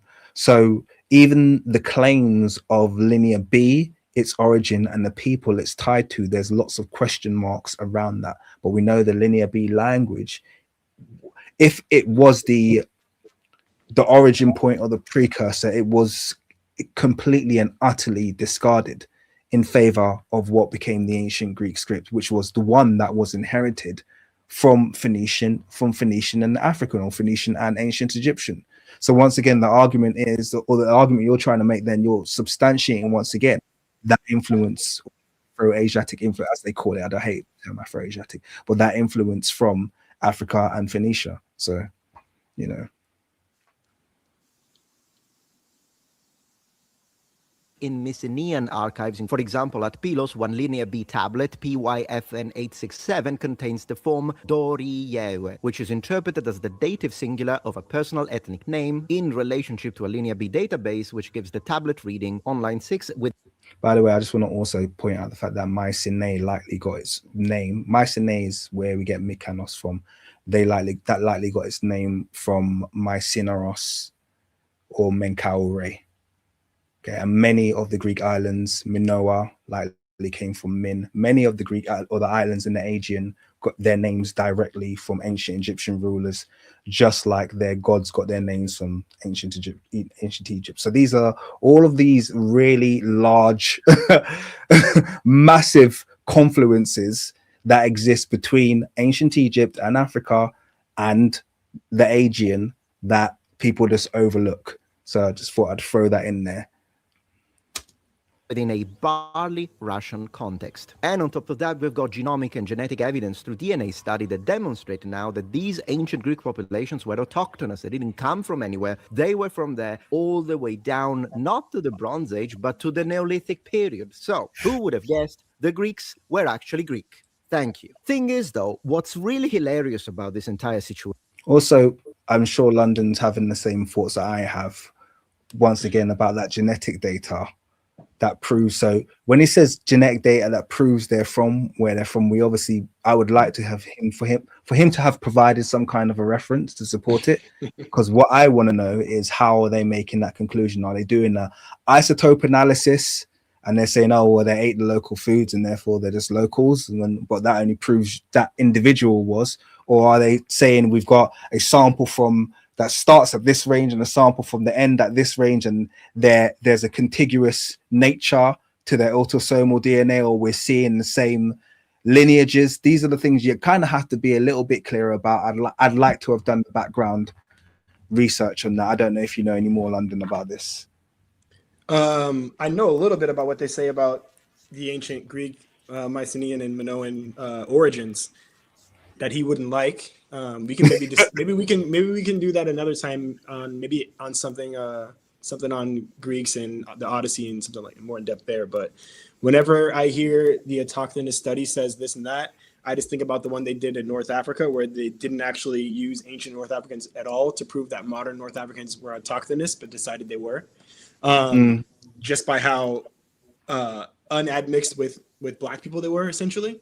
So I would like to know what he's referencing as well, because I guarantee you it would be easy to tear that up and just throw it out. So I also like how the Greeks are autochthonous. They were always there, but whenever these genetic papers come up, these genetic papers that Metatron loves to cite anytime they drop, whenever these ones come up about ancient Egypt, they always try to draw a link to a migration from the Fertile Crescent and from Syria and from places like that.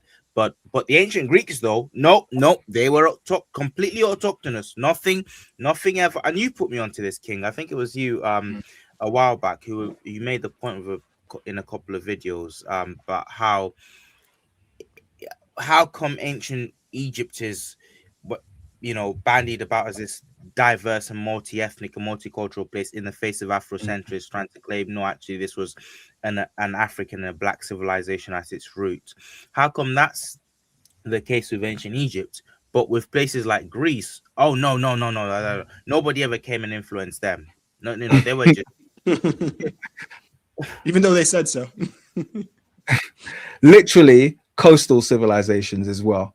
It's not even like they have the defense point of like an ancient Egypt, which was settled along the Nile well into the African continent. These are literal floating islands in the middle of the Mediterranean that was full of merchants. Kind of like it's like ground zero for mix and blend. But no, we are just the original people, and there's been no outside admixture. Oh, it's absolutely ridiculous. If they're the original people, whatever. Why do Minoans look? You know, it is what it is. No, There's I mean. Let's say that things have changed. Look, so. one of the things we have to be clear about as well is that I can't pull my punches, yeah, and I'm sorry, I'm not going to. The Aegean's full of vandals right now, yeah.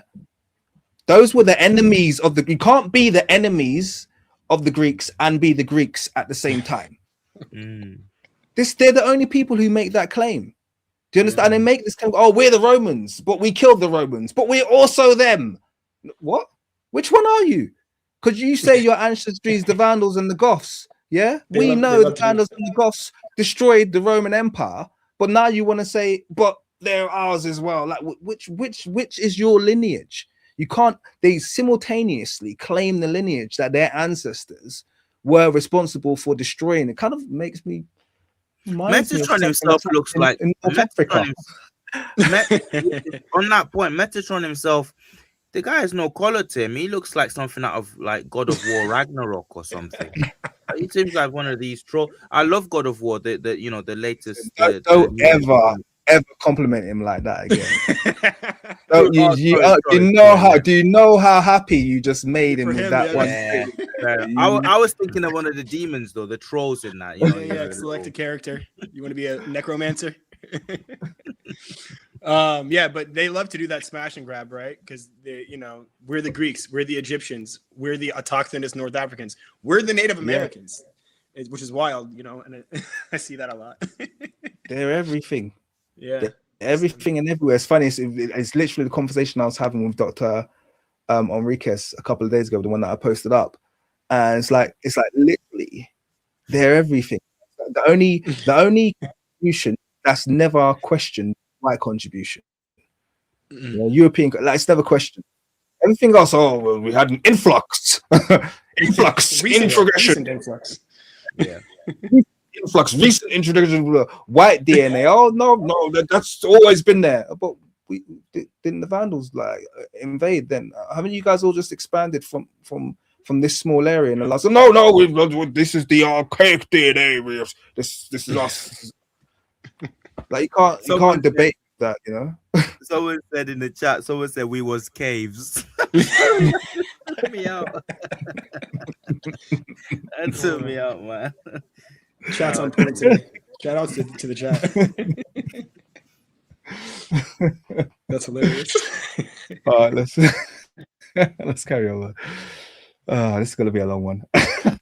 She's telling you, well, you should read the book Black Athena as a way to course correct your thought process when it comes to whether or not Helen of Troy could have in fact been black. Helen of Troy being originally Helen of Sparta, of course, so she was Greek, but she could have totally been black because Black Athena, right? Wrong! Okay, quick one. Okay, just a little quick nitpick here. He called Helen of Troy Helen of Sparta. It's important to note that in Homer's books, Leda, who was Helen's mother, the Spartan woman, is barely brought up.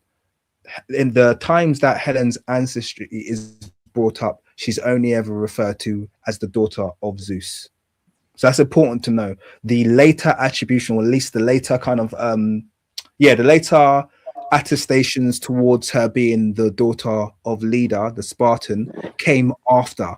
But if we're going to talk strictly, because everyone's talking about, you have to honor the literature. Yeah. If we're going to talk about honoring literature, the Homeric contributions said exclusively that she sprung from Zeus. She was the child of Zeus.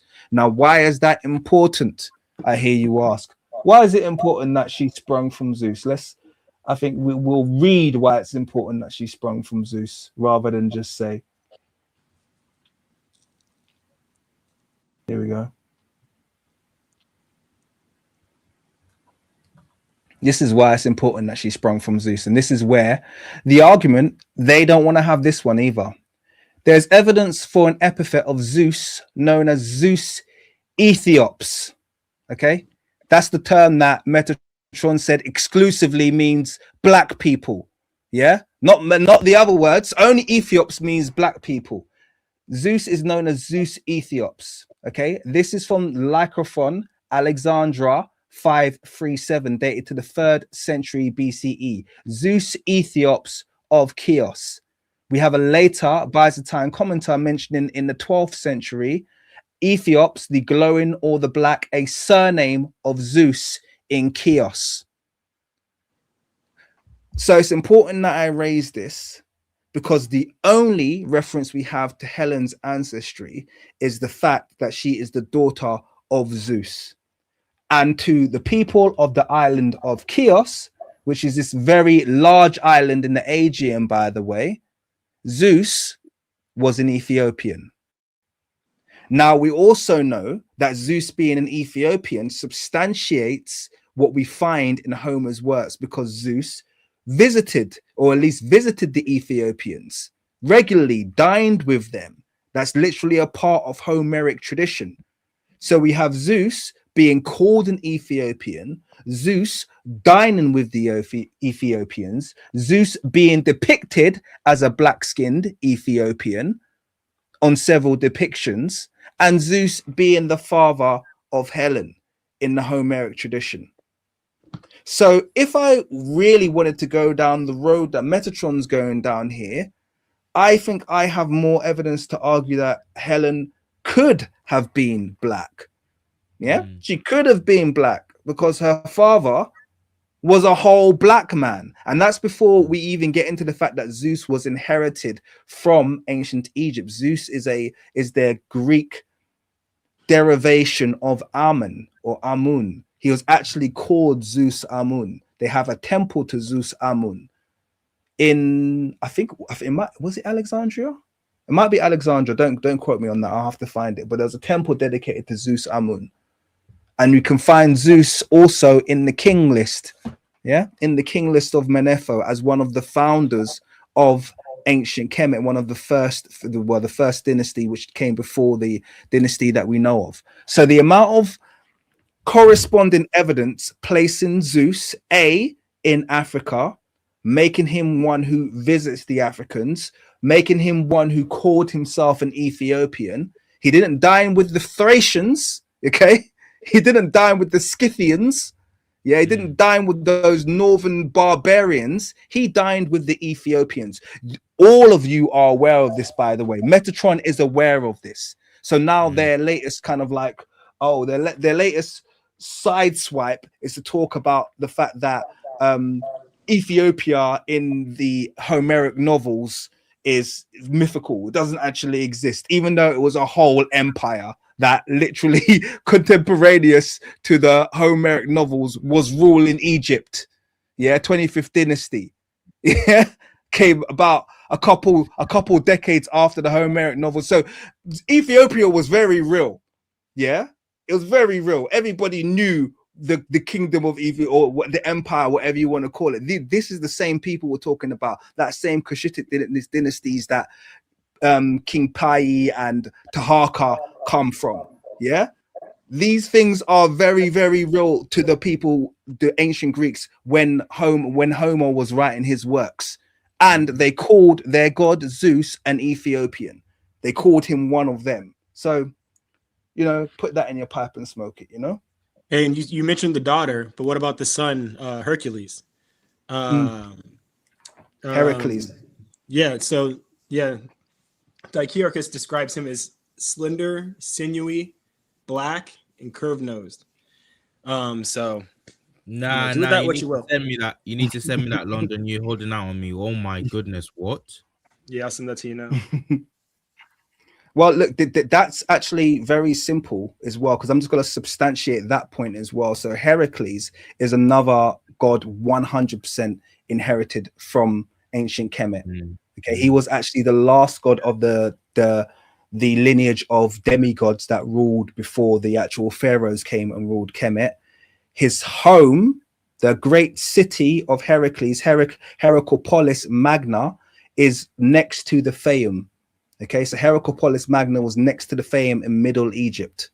Okay, that's where the great city of Heracles was. There was another Heraclepolis outside, but it wasn't called Heraclepolis Magna. So the great city, his origin city, was regarded as being in Middle Egypt. So Heracles is 100% viewed as being, once again, an African deity. And they're aware of that. But you know what, King? It's like this is so. Are we allowed to say this whole thing? When you pull out, when you kind of walk back and you look at the whole sort of tapestry, it's so retarded. Egypt is like is not that far. It's not a million miles from these places that these people are talking about. It would literally was probably the first proper empire, the first proper world empire. Okay, and we are talking as if that counts for nothing. An African space, an African nation was the first world empire. Okay, and we are talking as though that would have just stopped within, and these people expect.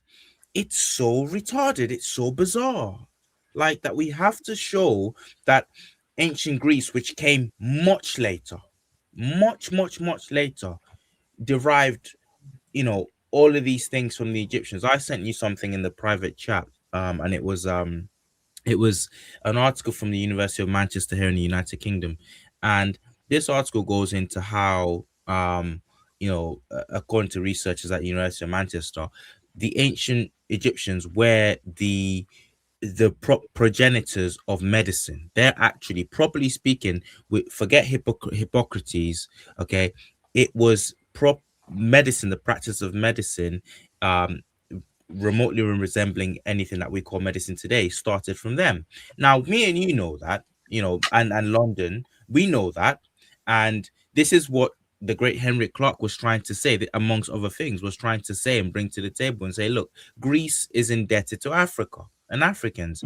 And Mary Lefkowitz completely just lost her marbles, lost their S. Debating this, that wasn't even a debate. Debating this, that wasn't. But years later, I think the article is like 2013 or 2014 or something like that. Years and years later, institutions like University of Manchester are just coming out and saying willy-nilly, yeah. That thing we talk all the time up and we chalk up to Hippocrates. Actually, no, the Egyptians gave the Greeks that. Like, yeah, Hippocrates. Like, but that's we be knowing that. We be knowing that. We didn't need you to tell us. When we told you that, you freaked out. You spazzed out. Now you want to tell us as if it's brand new to us. Like, what? Yeah. They try to claim that Egyptian medicine was metaphysical before Hippocrates, but you can look at the medjat of wounds, or they call it like the surgical. They gave it some European's name, or the medjat of, I think it's remedies, and both of those have very practical medicine in them with very scientific methods. But great point, Trill.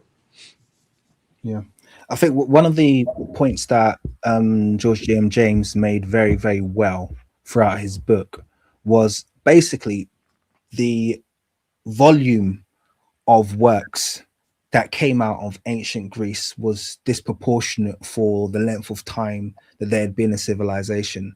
So this is going back to what Shaw Black was saying about the ancient Egyptian civilization existing really for most of its history in peace. Yeah, it wasn't a constantly conflicting nation. Okay, it had very, very, very long periods of peace and existing for thousands of years.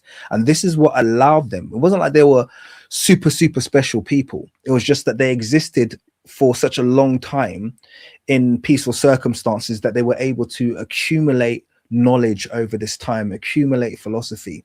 And what was very bizarre about and it's the same thing that we see happening in present day about the ancient Greeks, is that a lot of people who were just translating works had those works accredited to them. So they're translating loads of these works that had been accumulated over centuries, even millennia, from ancient Kemet, and they're accumulating into volumes, and then all of those volumes are essentially simply being accredited to those people and not being given credit back to their origins. Now, the one thing I would say is I don't think the Greeks did this deliberately. I don't think they did. This book, like I told you, has told me enough to know that it would have been those academics that came in the 18th and 19th and 20th century that distorted that history and got rid of that evidence, once again linking. So this is all just feeding into this discussion that we're having about giving credit back to the originators of a lot of this knowledge and a lot of this civilization. That's what the book Black Athena was trying to do. It was trying to restore severed links that existed between the where a lot of this knowledge, where this philosophy, where this, because when you think about even philosophy in ancient Kemet was religion. The religion was the philosophy. Okay, so there wasn't this idea of philosophy being something separate. Philosophy, just like in all African societies, is hidden in the religious beliefs. That's where you get all of the philosophy from. And so this idea of philosophy being this standalone thing that sits outside of kind of spiritual understanding is somewhat foreign, and it doesn't flower out of. And one of the things that George James notes as well, sorry if I'm rambling a little bit here, but he talks about the fact that throughout Greece's history they were incredibly tumultuous. They had so many wars, it was almost impossible for a nation with that kind of backdrop to have these, massive periods of observation, for instance, in terms of understanding the cycles of the solstice. It's like, where did that come from? How do you understand a 1,000-year cycle of the solstice? You've only been around for this many years, and for 80% of the time you've been fighting wars. It doesn't make any sense. Just what I mean. So it's just interesting. Yeah.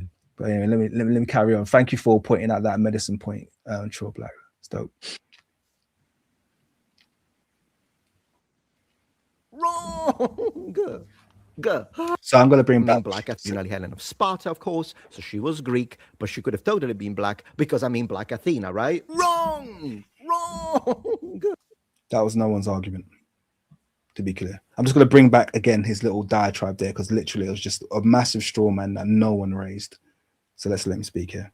So who would have guessed the Greeks were actually Greek? Thank you. Thing is, though, what's really hilarious about this entire situation is she's telling you, well, you should read the book Black Athena as a way to course correct your thought process when it comes to whether or not Helen of Troy could have in fact been black. Helen of Troy being originally Helen of Sparta, of course, so she was Greek, but she could have totally been black because Black Athena, right? Wrong. I want to have a heart attack by the end. So the word black in Black Athena is literally his entire argument there. Did you hear that? Yeah. He never debunks Black Athena at all. It's just the word black. Yeah, just the word black. And he doesn't even do that, right? So yeah, meta straw man, meta fallacy for sure. Yeah, just massive straw man arguments. Let me just quickly give a couple of shout outs before we move on. Shout out to FBA Forever. Thank you very much for the donation. He says, eventually we need to examine the black so-called Afro-Asiatic presence. For example, a Moorish Egyptian origin for a lot of this. Look, I'm doing some work at the moment that many people find very, very challenging. But one of the things I'm doing is I'm linking, using linguistics to link a lot of words that are used in Indo-European languages back to Africa, back to their origin, and these ties have been severed by, once again, these kind of very dishonest researchers and academicians who don't want to give any credit or want to claim that a link doesn't exist. So yeah, I agree with you. In short, is what I'm saying. I agree with you, and I think the work is being done. We're gonna link a lot back that has been hidden. Shout out to Macy as well, Macy Graham. Thank you very much for your $5 donation. She says, it's funny how Mediterraneans and Arabs created Kemet in spite of the fact that those people arrived thousands of years after the civilization was built. Isn't that funny? Even the argument that Metatron raised earlier about the way they tried to prove that the Dorians came down and civilized the the Aegean and created the Dorians came from where? They're flipping mud huts, and they're came from underground, not even mud huts. The Dorians came from their underground caverns, yeah. The underground caverns clad in animal, well, not even their own fur, because they hadn't evolved out of that yet. These fur covered wild men came down, yeah, and they established Greek civilization. Because we have all, you came from nothing. What are you talking about? You can't come from the north of the continent that has no history, no provenance, and establish a civilization. But that's the way the Eurocentric mind works. The actual place that had civilizations prior to ancient Greece and the Aegean have former civilizations is the African continent. Yeah, that's why it makes sense. The argument for from the south to the Aegean makes sense because there was something actually there. Yeah, the argument from the north to the Aegean makes zero sense. Yeah, because those people weren't civilized yet. Very simple. Someone said caves of the Caucasus. High-tech caves. Oh my days. We will now found civilization. Please write philosophies.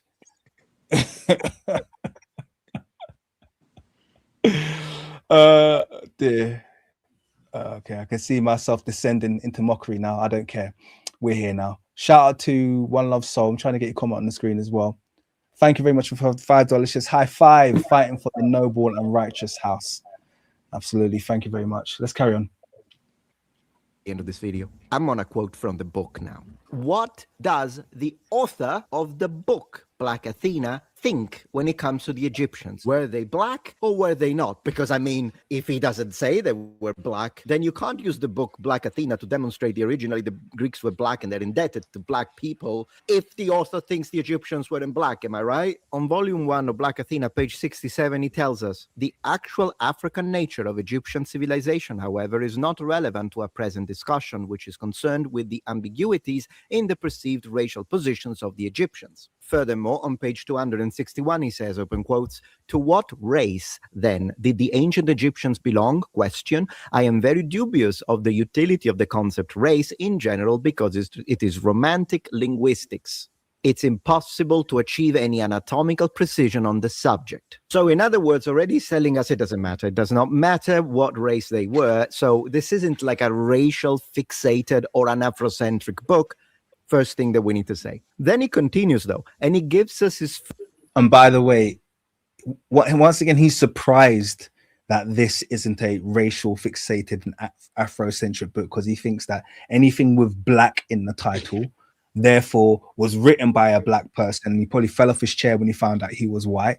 And because it says Black Athena, he must also mean Black Egypt. No, once again, no one has used this book to argue that the ancient Egyptians or the Greeks were black. That was just an assumption, a false assumption that Metatron is making. And now he's blowing down his own straw man arguments that no Afrocentrist has ever raised, which is what he does for the entirety of this video, by the way.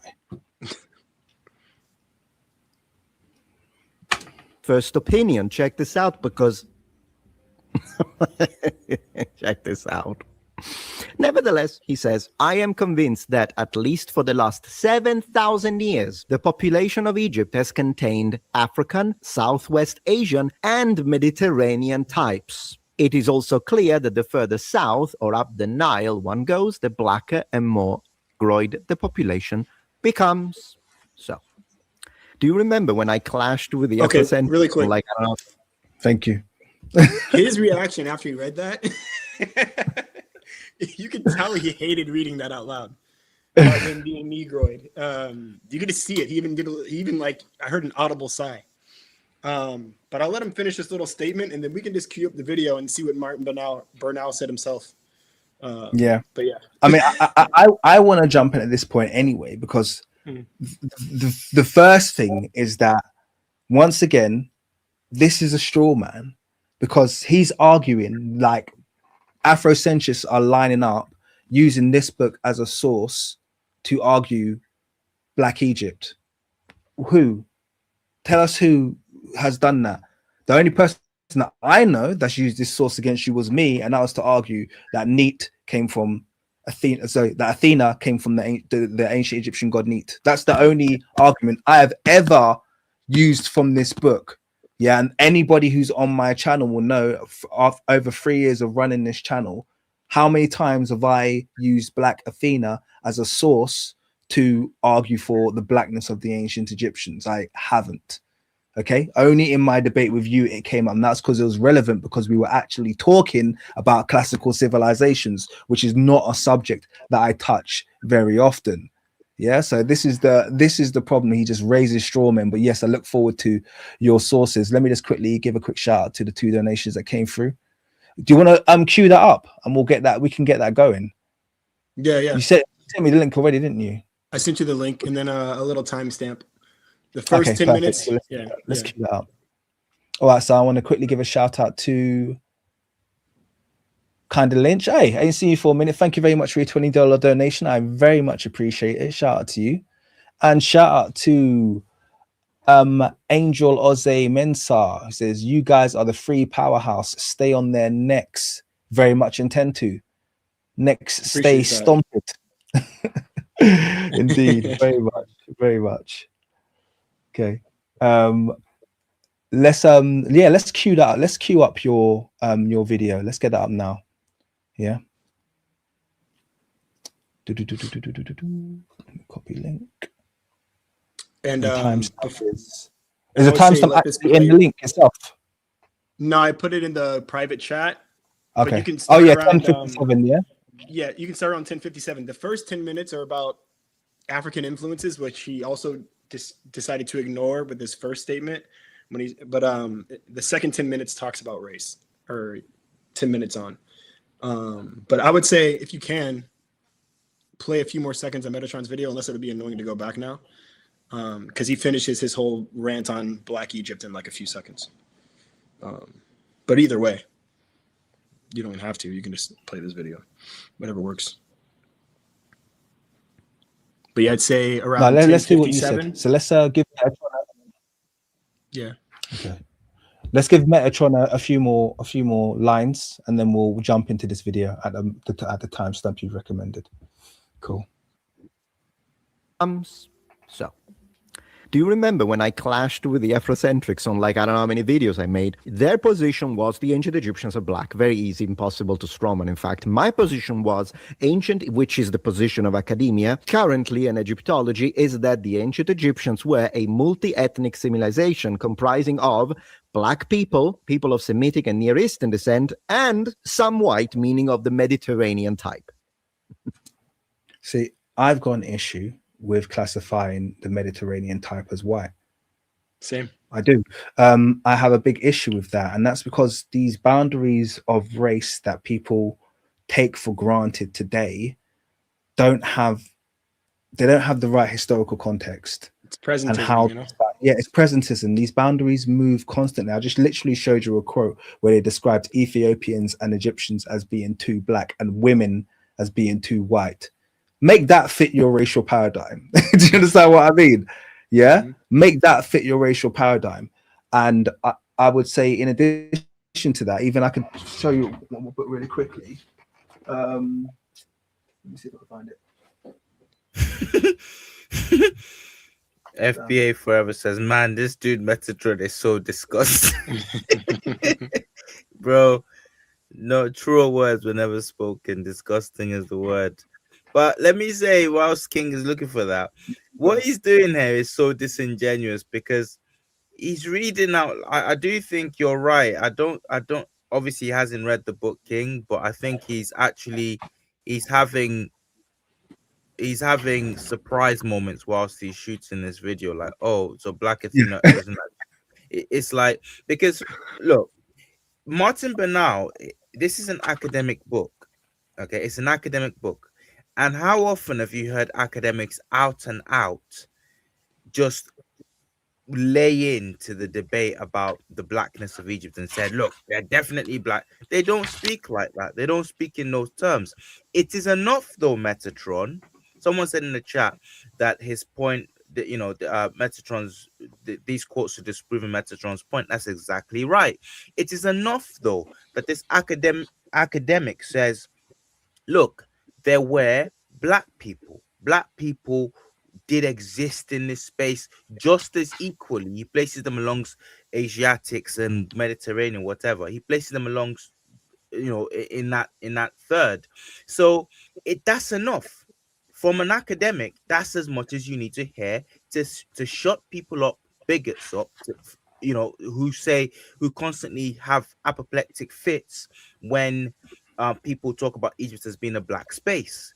If a civilization, he's mentioned three ethnicities there, three types at least. If a civilization is at least a third black, then we can all go home and stop the freakouts and stop the sort of, oh, why'd you? So again, so what I'm saying here is Metatron, just to go back to my point, Metatron's been disingenuous, because what the man is saying is that, in as many words, yes, this can equally be classed as a black civilization also.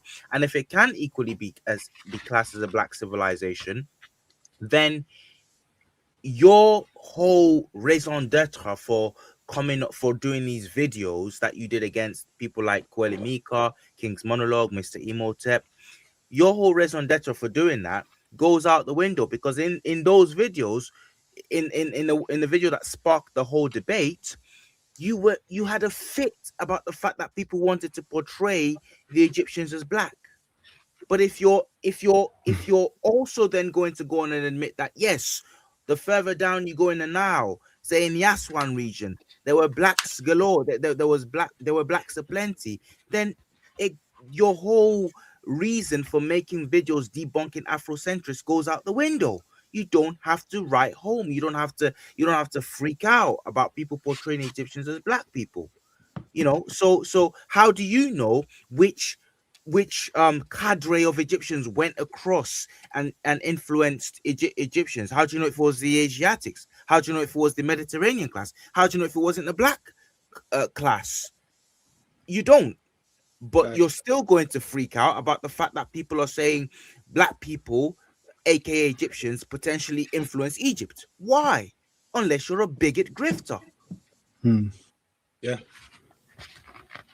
100%. And I just picked up this book really quickly, just wanted to just touch on. I could read from it, but it might get a bit lengthy. But basically, this book is called The Mediterranean Race. I'm not sure if you guys know this one, by Giuseppe Sergi. And I'm only picking up this book to emphasize the point that this very presentist view he has on race, based on how races are organized now. This book, not even 100 years old, Giuseppe Sergi, and he was arguing that there was a Mediterranean race that was distinct from Europeans, and that Mediterranean race extended all the way to Rwanda, like right the way to just above Southern Africa.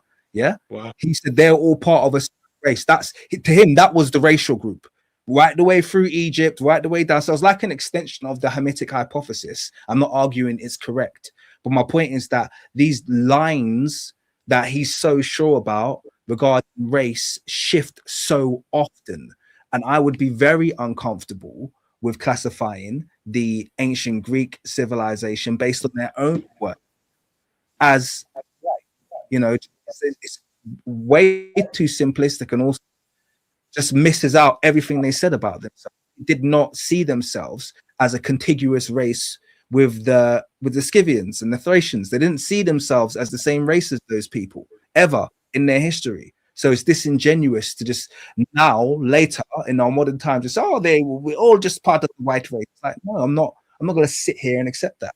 Once again, that's not me making an argument that they're black, but I was saying the distinction is necessary, Yeah. And I just want to piggyback real quick. I'll try to be quick. King, were you still going to read something else out of there? You go, because I'm deciding whether or not to read it. I'm seeing if the quote's too long. Yeah, I just wanted to say that, this argument that he's making, that Afrocentrics claim ancient Egypt was black. No Afrocentric claims that. We're being very specific. We're claiming the origins. And to be very honest, the culture, art, architecture, all the things that it's infamous for were created by black people. Did it become a multicultural society? Yes. Was it originally multi-ethnic, composed of different Black peoples? Yes. But to use a presentism type of argument and use like something like the Ptolemaic period, or you know, Arabs coming in, or you know, whatever you want to classify them as, Turkic types coming in, to try to paint Egypt as this multicultural society since inception is very disingenuous, because we're talking about the contributions of Egypt, the culture, which was very Black, different types of Black people. We have phenotypic diversity, right? So, and he proves that himself with his 3 types thing that he decided to quote.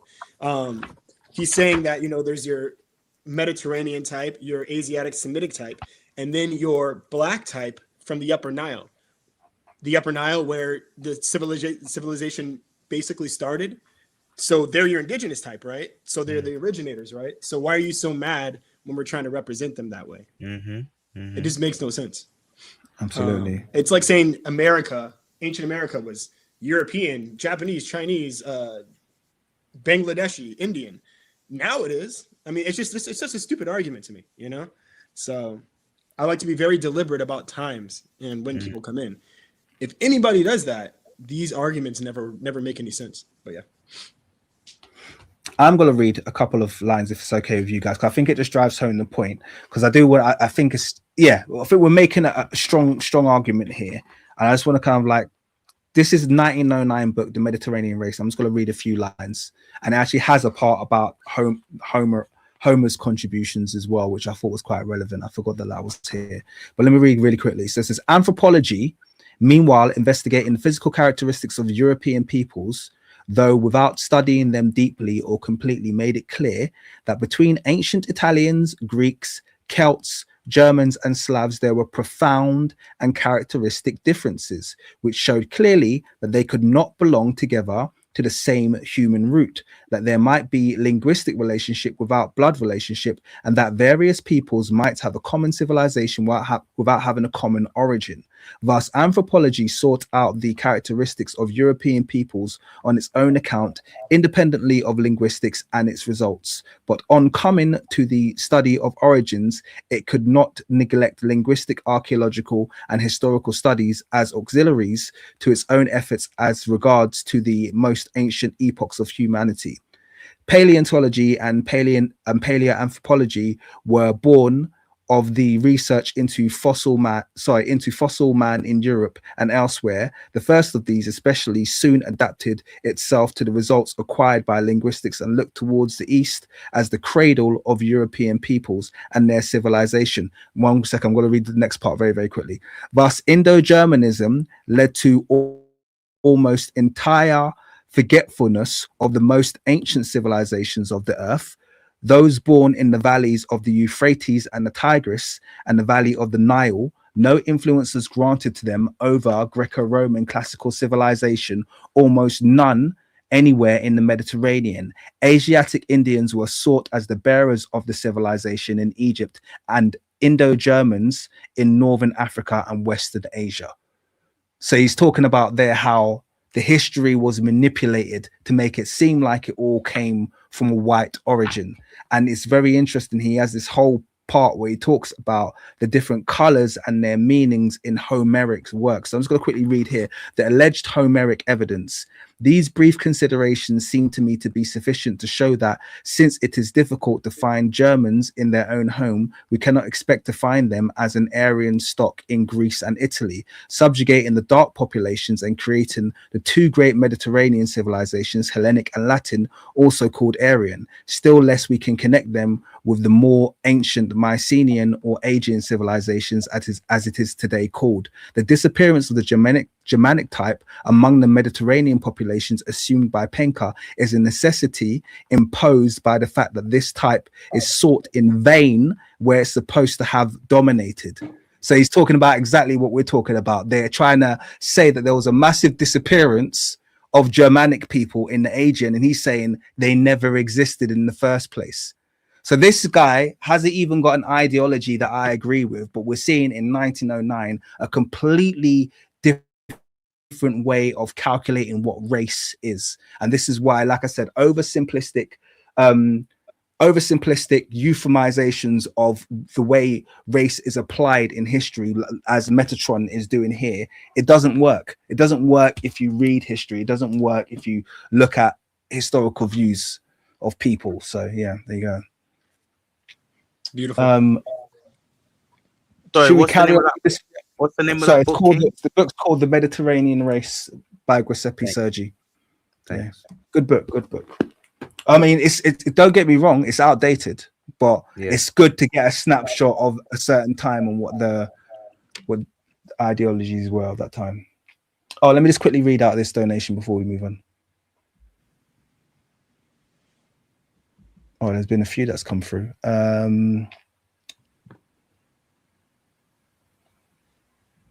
I don't think I've read out this one from Macy, so we're starting. Yes, here. So shout out to Macy Graham. She says the multi-ethnic argument takes ownership away from indigenous African creators of Kemet. The multi-ethnic says it belongs to everyone and no one. Exactly. Everyone's contributed a little something and no one gets the credit for it. Yeah, absolutely. Shout out to Drago for $5. He said, has anyone else noticed they don't bring up what was happening in Western Eurasians amongst the Europeans during that time period? I find it a bit suspicious. Well, it's a deliberate omission because exactly nothing was happening. Okay, people were sleeping underground, covered in hair, itching and scratching in the cold mud. Wild men. They had all left Europe to colonize and establish civilizations across the world. That's exactly what's happening. Took their cave technology abroad. Happening. Yeah. Cave tech. Shout out to Joyfa for the 50 Swedish krona. Thank you very much. She said Greeks wrote they learned math, astronomy, medicine, etc. from Egyptian teachers. Absolutely. Metatron remains confused about race, nationality, and ethnicity. Totally agree. And the Mighty Walk, thank you very much for your $20. He says, why do we keep arguing with people? The Nesu Biti or Pharaoh was tagged the physical manifestation of Ma'at. Ma'at is an inner African Sudan/Kush-born religious governance structure that started Kemet. That's the killer. Absolutely. Thank you very much for your donation. I think the debunkings are valuable to the community who might not be armed with the knowledge that you've just given. So I think that's one of the reasons why it actually is quite important that we have these discussions. They're not for them as much as they are for us. Absolutely. You know. And shout out to Mario. Shout out to Mario, $5. She said, do you think the burning of Alexandria was a conspiracy and what was burned and lost there? Yeah, I've got a massive I've got lots of theories about the alleged burning of Alexandria. They love that tactic, by the way. Yes. It's happened so many times throughout history to things that were very important to us. Like, oh, everything was lost in a fire. I think every single major library in history has had a major fire. Every single one. And I think that all happened in something like a 60-year time period as well. Every single major library across the world burnt down. So yeah, if you like conspiracy theories, everything was burnt, or oops, we drowned everything when we were making this dam. You know.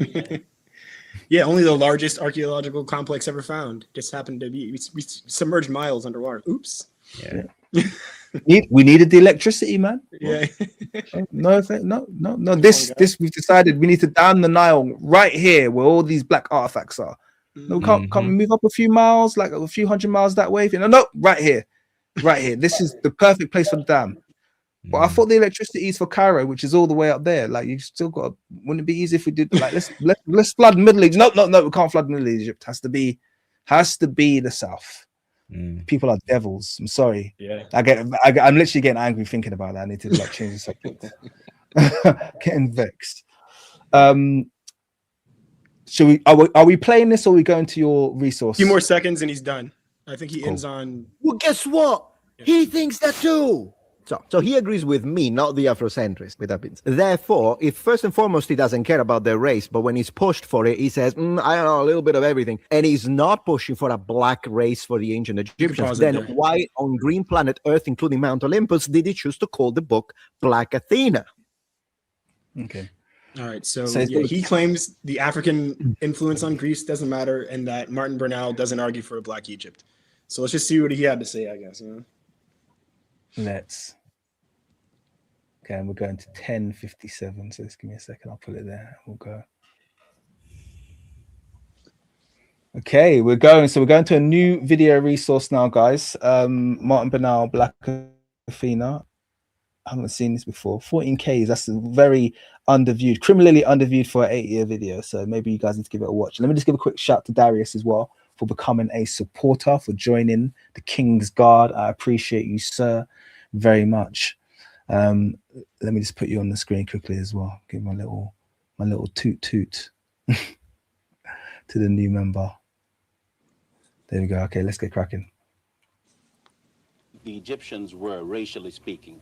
Could you address that? You can go back maybe 10 seconds. Okay. Got the loading screen. Let me go back. Maybe it'll jump back.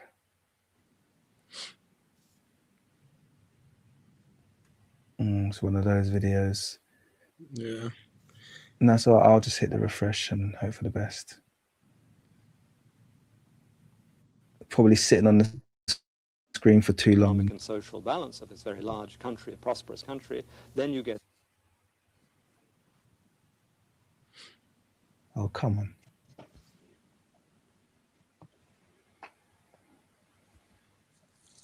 I can also try on mine if you want me to screen share. If it takes a while, we'll see. Maybe let me. I'll. Yeah, I mean, I've had this problem before. I get the occasional video where it just won't play it. It don't matter what I do. Literally, it just decides, nope, don't like this video. I'm not gonna play it for you during your live streams. Yeah, literally, yeah. And I get this perpetual loading. And it doesn't matter how much I refresh it. Try restarting your device. F you, if I restart my device. Let me try a incognito window. Oh no, but then it's gonna give me ads. Do you want to try your device? Yeah, for sure. Okay, I'm gonna move my screen. I might disappear while I'm doing this. Hold on, let's see. Cool. Sorry guys about the slight delay. I'm having a video problem there.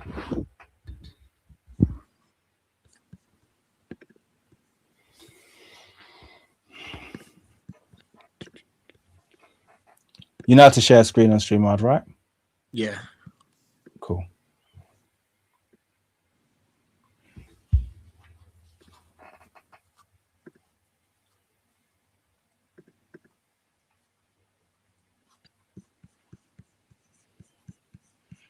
All right.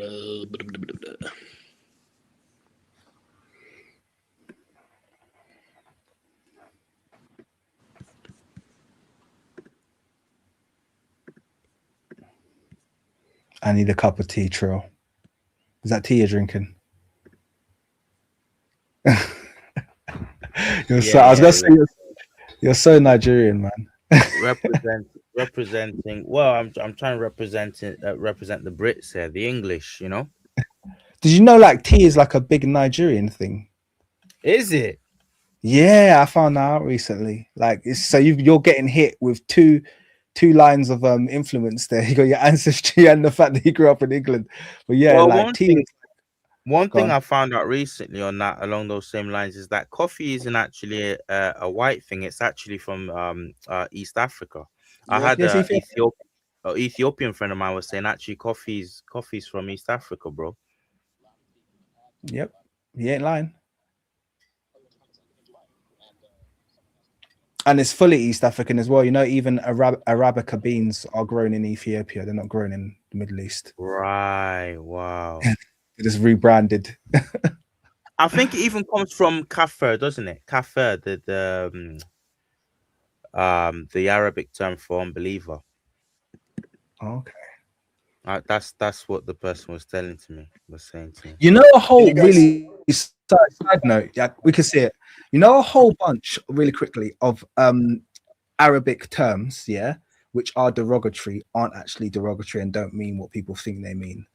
Mm. They're indigenous terms that predate the Arabs using them derogatorily. So things like Sudan, Kafir, um, what's the other ones? Zanj. All of these terms that people think are Arabic. So no, the Arabs adopted them, but they didn't create them, and they didn't create them. Even like words like Negro, obviously, which you know is in Arabic, but it's like no, these terms are indigenous terms. They're endonymic, which were then yeah, bastardized by these yeah, powerful outside groups who then changed the name, changed the meanings of them. I think Kafir is ancient. I think it's an ancient name for southern Africa, for parts of or Southern African Empire that might have been established by Kafri, but that's another discussion we can have another day. for sure. And shout out Melanin Intel.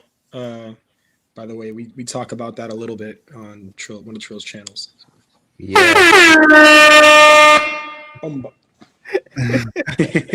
Shout out Melatonin. But if you're not subscribed to Melanin Intel, make sure you hit that subscription button. We need to get Yeah. that channel monetized at the very least, people. Yeah, come on, let's Yeah. get in past that 1,000 Yeah. sub mark. Definitely great channel. I hear a lot about that channel, that up and coming channel. I know nothing about it, but it's a great up and coming channel, guys. Check it out. Yeah. Sure. I heard the person who runs it has another gig, another channel. Yeah. He had you on London, didn't he? He's got had you on quite a few times. From what I hear, yeah, memory serves correctly. I think so. Yeah. Yeah. Yeah, I think that's the N word is something that yeah, we did a two-parter on, and I'm just working on producing the second part, just cutting out the dead air and unnecessary bits to put on the Melanin Intel channel. But um I'm so blessed to be in this space with people like the King's Monologue, because so much of our history and the truth of our history is just buried under Eurocentric noise, and just yeah, man, it's ridiculous. The N word, I don't even think it's just a theory. I will say it's fact. It's not theirs. Even the N word is not. Oh, It's no, not from the Latin. It's not from the Latin at all. It actually, properly speaking, goes back to African peoples, black peoples, I should say. I think it comes from Niger. I think it's a Nile Valley / Green Sahara term, and I think it meant the same thing. Because even they give a Berber origin for it, and they say it means Niger means the great river of rivers. I don't think that's where it comes from. Okay, because Ger means rivers, Niger or Niger means of rivers, which doesn't make any sense because it was called the Niger. So you can't call it that. So that's why they come up with the phrase Niger, the river of rivers, but no one's ever called it that. I think it dates back to Niger, the same term that we use for in ancient Kemet for the gods. Tar Niger, land of the Yes. gods. Niger. Oh my Yeah. gosh, you clocked it. You clocked it. Yeah, 100%. 100%. The That's where, language of the and it's script always of the been god. called the Niger, not the not the Niger. The Niger is the native name for it.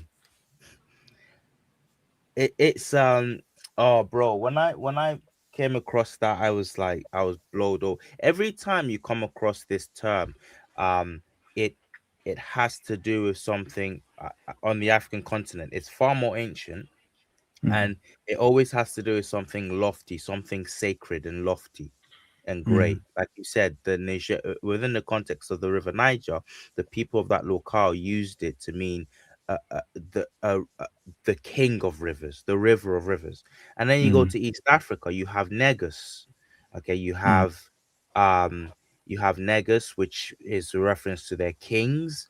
And then you travel over to India, and apparently this word is rooted as far as it comes to the Europeans, is rooted in the Indian word, which relates to, they want you to stop at serpent.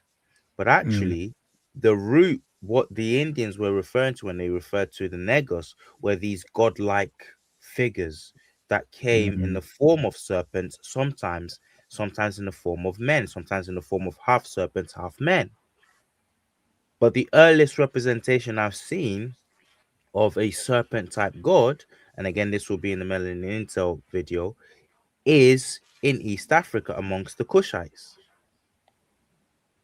I've tried. It's just incredible, bro. It's Well, I I'm need to talk to you thinking, about that because I've had this running long need to figure out the relationship between ancient peoples and serpents, because I've always known it's something bigger, but I've never really known where to dig. Because even as you're speaking, I'm thinking about Quetzalcoatl, the Native American feathered serpent. I think that's the name they gave to that deity, who's dressed in the kind of like the Malian tassels and attire, black skin, thick lipped. But he, for some reason, he's called the feathered serpent. And I'm like, where does that serpent come into this? Because the depiction doesn't look like a serpent; it looks like a man in feathers. But why is he called the feathered serpent? So that I've always had that. So we'll talk about that, because that sounds interesting. Are you ready to roll, London? Yes, sir. Can you guys see the screen? The YouTube? Yes, we can. yep. Did you put your audio on? Yeah, let's hit play. Let's see. Okay, so you got to remove it. No, so you got to remove it. When you add it, you'll see a little switch. We know when it says you can add it, there's a little switch at the bottom to say play audio. You have to hit that switch. So you have to remove this now, and you have to remove it completely, and you have to kind of start that adding your screen process again. I heard. Let me just stop. Present. Yeah, that's it. Yeah, and then do another Your one, screen. and you'll see a little switch in the bottom right that says audio. Add audio. I have to use, it says I have to use Chrome. So I'm gonna jump into Chrome browser. Okay, cool. Yeah, so I'm gonna take a sec if you guys just want to banter for a bit. I might have to join again, complete the whole thing again, but it'll be quick. I have the link still. Let's see. Cool. Or I'll just jump over to Chrome. Did you see anything interesting? I don't know if Trill's there at the moment, but might be putting his mug in the sink. You see anything interesting in the chat that you want to jump on, Trill? I'm seeing a lot of I'm seeing some trolls getting too much attention, but so let's have a look. What's going on in the thing?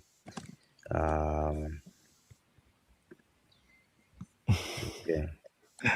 I like the fearful trolls who come in here and they're so desperate to stop us from talking. They'll say anything, literally anything. The wild one is when they come in here and then they pretend that the stream's not working. But they're just like, it's never someone I know. It's always some random person who comes in and goes, "Oh, shut it down again. It's not working," or something. So like they got so many different techniques. These disruptors. I promise you, it's hilarious. Do you think he'll actually respond to this, or do you think he'll pretend not to have seen it, King? I don't think he'll respond directly, because no Metatron, he won't have any arguments. He'll only respond to turn it into a pity fest. You know, these people have defamed me. You know, how many times have you seen him do a video about that? I'll go to Twitter, guys, I will not stand for this embarrassment. Like, so that's the kind of response I expect from him. I don't expect him to do an academic response. Because last time the only thing he was fortunate with the ancient Egypt debate we had with him last time is that obviously he got like probably 10 or 20 times the views that we got. But he knows if that debate there had been equal views on both sides, that would have been a very embarrassing chapter of his life, you know. I think you can't really blame quick tip, London, you might want to download the video instead. If that's the problem, just download it, have it locally, and then just play it, because if it's the internet, that's what I tend to do. If I got enough time, I download it before the live. While you're doing that, because it's been a while, I'm gonna give it another try from another browser window and see if I get any luck. If I do, we'll just go I'll pull up again. Cool. Because I can't believe it's just trying to play me like that. Yeah.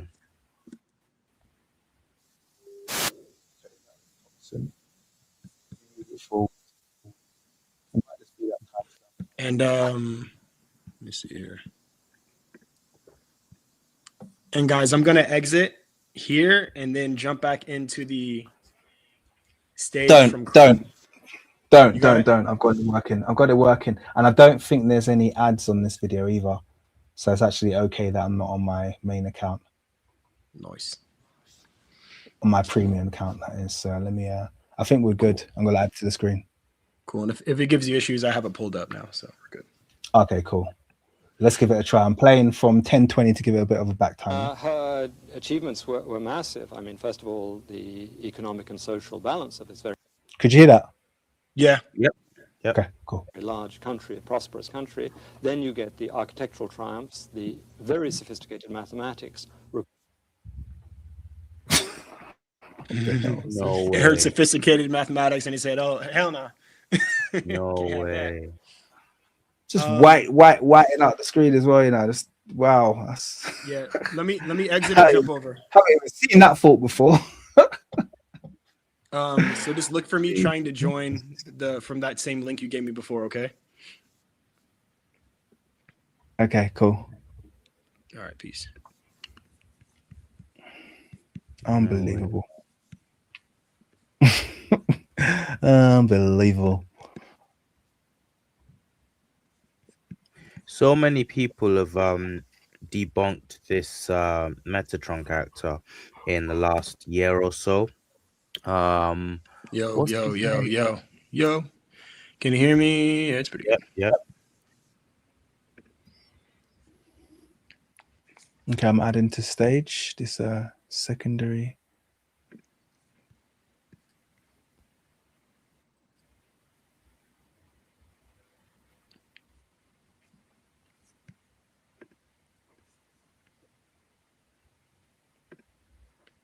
Yeah, there's two of you now, London. Uh-huh. Interesting. It's weird Of because it looks course. like they're doing slightly different things. Yeah. Hold on. I have to quit and reopen. So bear with me again. I'm gonna leave real quick. Okay.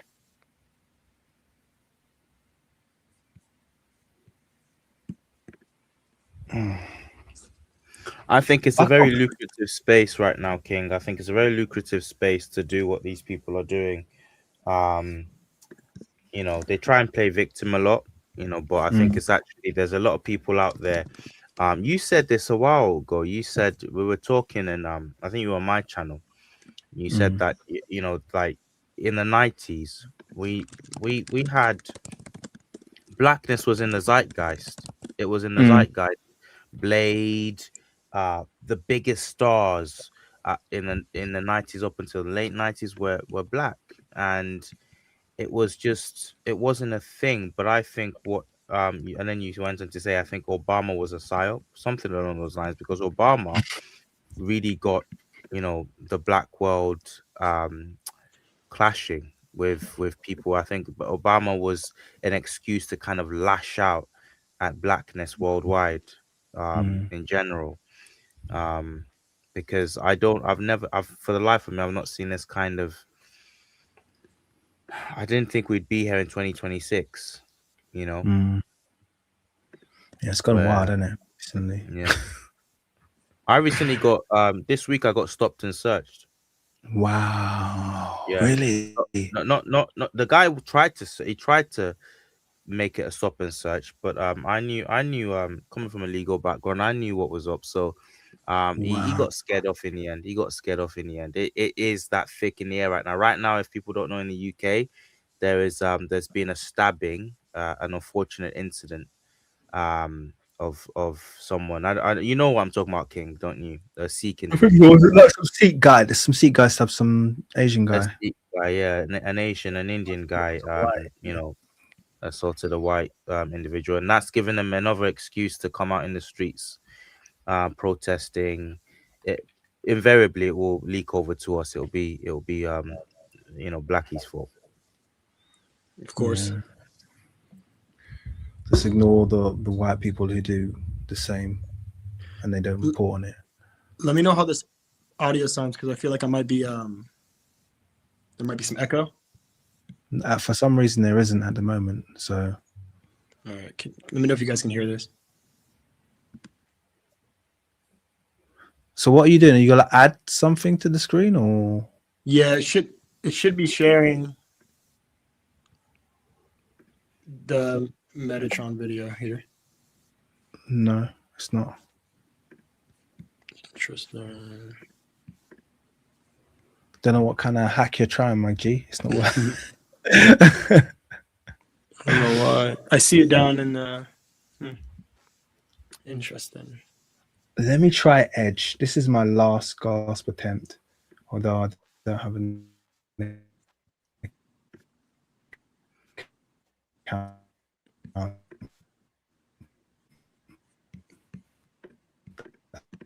could log into.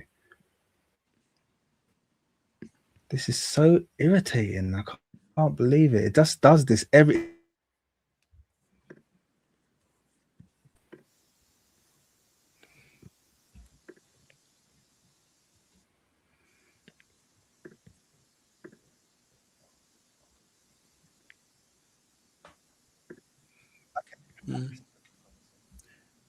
It's weird. Okay.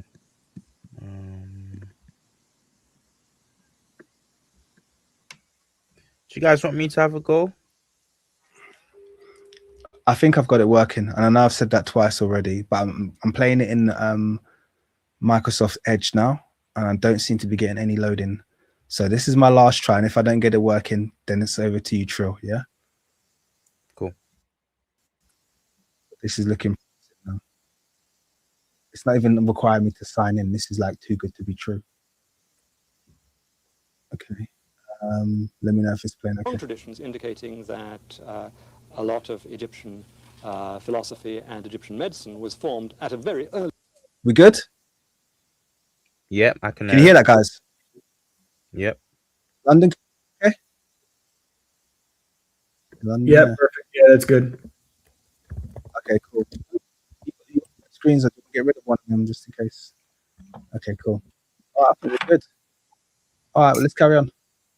Early stage in Egyptian history. Okay. That is, You brought some slides with you. Yes. The question of who the Egyptians were racially speaking. Could you address that, please? well, Egypt is in Africa. There's no question. Egypt is an African. Now, you say Egypt is in Africa, but you know, I can talk to a lot of people and have talked to a lot of people. We went to Egypt. You went to the conference there? Yeah. In July. And someone asked, you know, were you going to do something on African civilization? Well, why are you going to Egypt? I mean, they were honest. I've seen maps in which Egypt is being cut out of. Right. So it is a real consideration, subject, or concern, rather. But racially speaking, who were the ancient Egyptians? Well, I mean, they lived in Egypt. The language they spoke was a language which seems to have developed in Ethiopia and Kenya, part of the great Afro-Asiatic language family. And most of the formation of Egypt seems to have happened in Upper Egypt or on the Nubian frontier of Egypt or beyond. That Upper Egyptians unified the country, and it seems to have had a dominating role in various key periods of its history. The population were black, but that doesn't mean they look like West Africans. Some did, some didn't, but Africa, as the homeland of mankind, has more varied types than almost any other continent. But the... I have to just jump in there. Sensational analysis there, okay, because that kind of marries with what I say about the black multi-ethnicity of phenotypes. So he's showing here a good understanding of the differences and the variety of Africanity that you get, but he's making it clear they're still all black. There's different types of black people. Beautiful. I like it. Yeah. The Egyptian basic population was East African, but there were some Middle or West African types in the population. I mean, it's very difficult when one gets into the technicalities. of it. And we're talking about what period? The early period, We're talking about the Old Kingdom and the Middle. which dates Can I back to. interject quickly? Kingdom. This goes back to what Metatron was trying to alight on earlier. He's an academic, so he has to be very, very specific and almost qualifying to a fault there. Even the fact that he has to say not West African, you don't have to say that because it's already, you can play that klaxon. You could have played that the Jamaican klaxon there. It's already a bombshell for you to come out and say they're black, okay?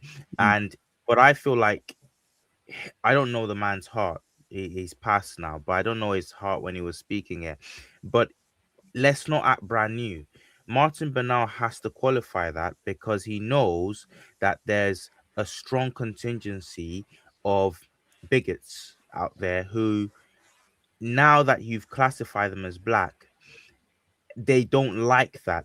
And so they will try to at least say, I've seen this on my channel. They come on my channel and say, they know you've made a very well laid out case, articulate case for the blackness of these ancient peoples. So the next thing they do in the comments, sometimes if they have any sense of self-respect, at least they won't deny what you're saying. They will say, well, I like how all these African Americans are trying to link themselves to East Africans. Wait. I thought the debate was whether they were black or not. Let's just stop there. I thought that was what we were debating here. Don't try and come with some, then they're west. Now we want to start to play specifics and atomized populations, which we don't do when we're talking about the Greeks. Anybody white or white presenting plays a Greek on camera. But now all of a sudden we want to start separating East Africans from West Africans, which is a completely disingenuous enterprise, because amongst East Africans you will get it's not just that you will get West African types are all over East Africa, quote unquote West African types, whatever that even means. So even that is, sorry to say, on the part of Martin Bernal, slightly disingenuous, but not entirely his fault. It's because he's excoriated. His work was he was excoriated for even. In fairness to him, not to cut you off, but in fairness to him, he did say immediately afterwards. So he said they weren't West African, but then he said immediately afterwards, not all of them were. Some of them were. Not all of them were. Yes. So he didn't omit, because what they'll do in this they'll say they're black, but they're not West African. But he's not saying that. He's saying they're black, they weren't West African. Some of them were, but Africa's got a lot of variety, and that's where he won me over, because he did put that qualifier out to say no, that phenotype is reflected. It just wasn't the entirety, which I support. I think, I agree with that. That's a fair point there. Shout out to him. But I think this is where the debate is going next. I think they can't keep playing this cope game for much longer. I think the next point of the next wedge point that the next trick that they'll try to pull is to say, okay, fine, we've always admitted that they were the East African type, but they're not you guys. And I think if you watch this debate go on long enough, that's what's going to happen next. They're now going to try and play a divide and conquer game, and I just pray that my East African brothers and sisters do not fall for that. Do not fall for this. They were us, but they weren't you guys. Do you get what I'm trying to say? Anyway, whatever. I'd say that some already have. I can't speak for a whole population. I'm sure there are a bunch that don't, and it's always the loud minority. But yes, the next argument is obviously the genetics thing. But how black are East Africans? Now, how Eurasian are they? Right? Because if you look at all these studies now, they're trying to say, oh well, East Africans are Eurasian. But it's funny because they never do that for West Africa, as if West Africa is just this pure, untouched, just Negroid population. You know what I mean? It's funny because they actually found in Yoruba, this study has actually been recanted, I think now, Eurasian components. So it's garbage. Yeah. So yeah. So they never want to do that with West Africa or parts of Central Africa, but they love asking, like there aren't connections to Southern Europe, but they love asking that about, that question about East Africa. So you're absolutely right, Tro. That is where they're going now, like at least the more respectable ones, that they can't deny that it was black. Now it's respectfully, they've been there. Yeah, it's not old. That's what you're talking about as the Hamitic hypothesis. Mm. So it's not like this isn't new. Do you understand what I mean? This whole the dark skinned Caucasian, they're black, but not your kind of black. That's not new. This is just this is cyclical. It's a cyclical argument that they make, and it's also cyclically refuted by the evidence. That's the problem that they have is whenever they try and create these kind of like harsh dividing lines between Africa, where everything from the culture to the phenotypes to the but everything is so diffuse is my point. It's so diffuse. You can't create these like hard, like where at what point does East Africa become West Africa? That's the argument. Like, you know, what part of Congo, which Congolese are East African, which ones are West African? Do you understand what I mean? And how far west do you want to go? Even the Niger Congo language film used to be called the Niger Kordofan. You know why they stopped the Kordofan? Because Kordofan's in the Sudan. The Kordofanians are the Sudanese people. So they dropped the Kordofan and they made it Niger Congo so they could push it further towards Central Africa in a way. But they understood historically that language family, or at least those group of languages across the Sahelian belt, were all related. And now they're trying to create distance between them. So they linguistically diffuse, genetically diffuse. We already know like Ramesses III carried, you know, E1B1A, which is incredibly common. R1B also incredibly common in Central Africa. So all of the across all the lines, you have this diffusion, but they want to kind of create this separation. The Benin, the Benin, even the shout out without history, the Benin type of sickle cell is the one that's most common in Egypt, Arabia, North Africa, and Egypt. Okay, it's the Benin type, not the Arabian type, which is literally a stone's throw away, and that's the same one they have in Ethiopia. So there's these relationships that they can't sever. They wish they could sever them, but they can't. It's just too much diffusion. Fundamentally, this argument makes no sense, because then you have to start qualifying. Well, what is black? What is Eurasian? Where did the line start? What is this autochthonous, indigenous, Negro person? Where are they? You know, none of it makes any sense fundamentally. It's all BS. We know what black people are as black people, right? For one, we understand it's an archaic term, but we know what it means, right? It's people with a very type of phenotype, right? Existing in certain parts. It's the indigenous person essentially. So we know what it is. It's hard for us to qualify that exactly. And that's what they like to take advantage of when they make these arguments. You know, we know East Africans are black. Them having a supposed Eurasian component, which you could even argue what that really is and the legitimacy of that, that doesn't mean not black. We know about what that meant back then. So, yeah. But even the people who make this whole East African argument, it's like, what do you mean by East African? Because are you specifically talking about the Horn?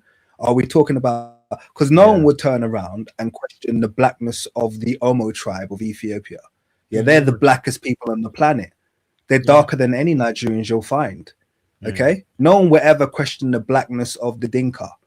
No one will ever question the blackness of most Kenyans.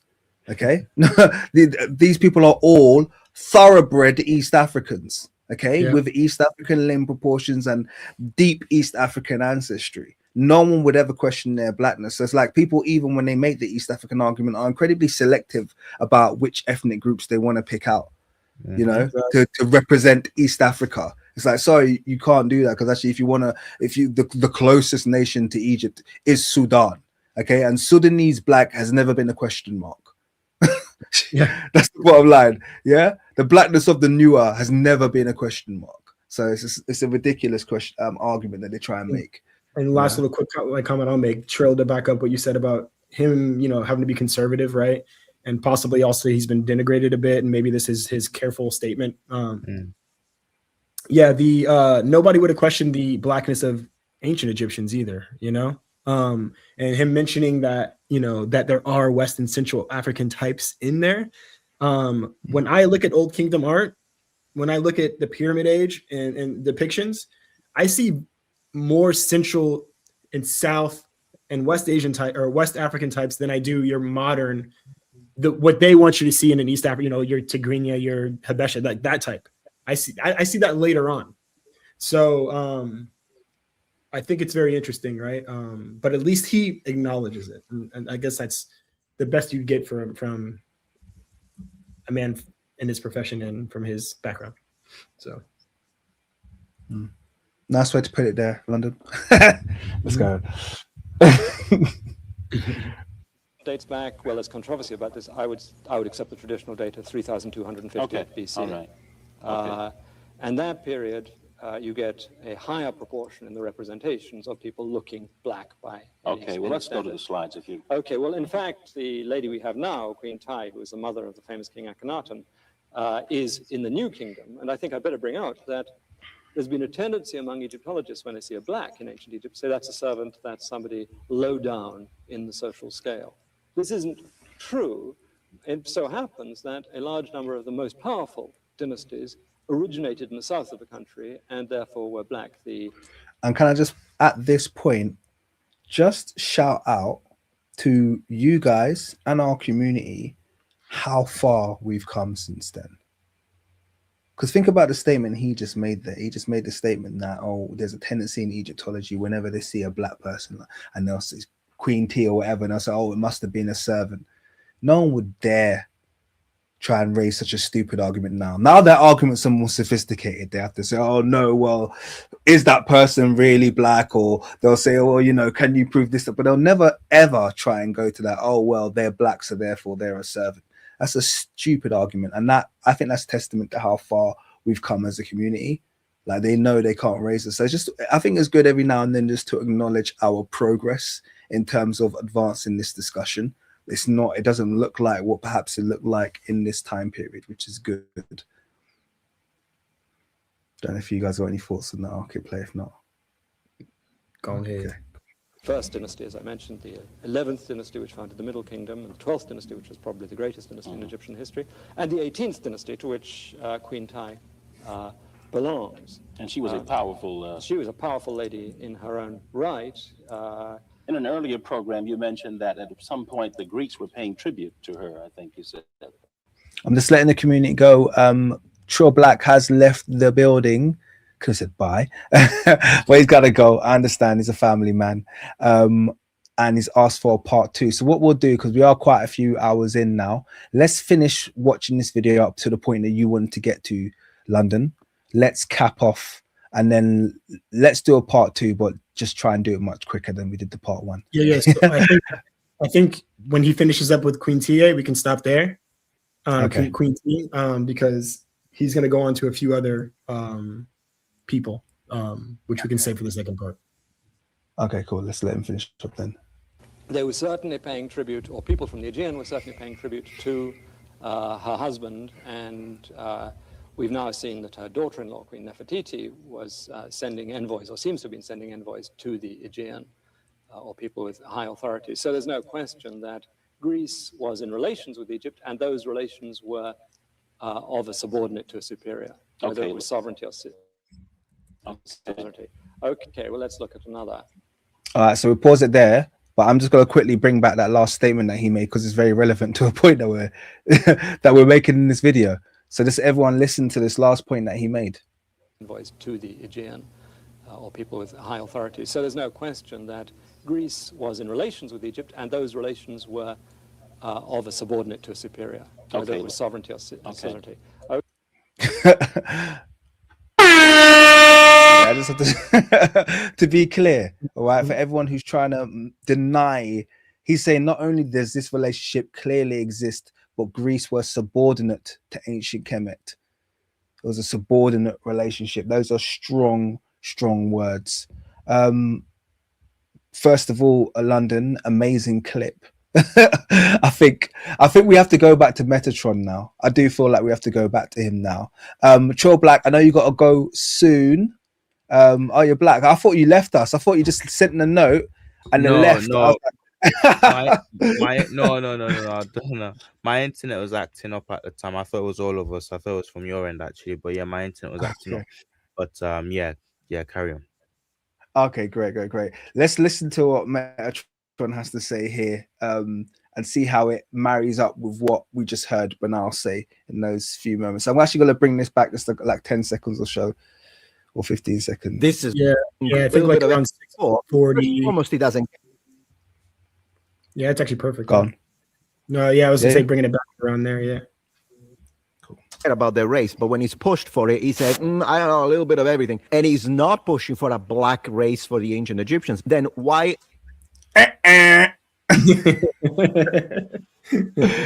That's false. But anyway, let's go. I believe he said they were black and not all West African, but all black. I think that was his words. He put some stank on it too. He said it was very.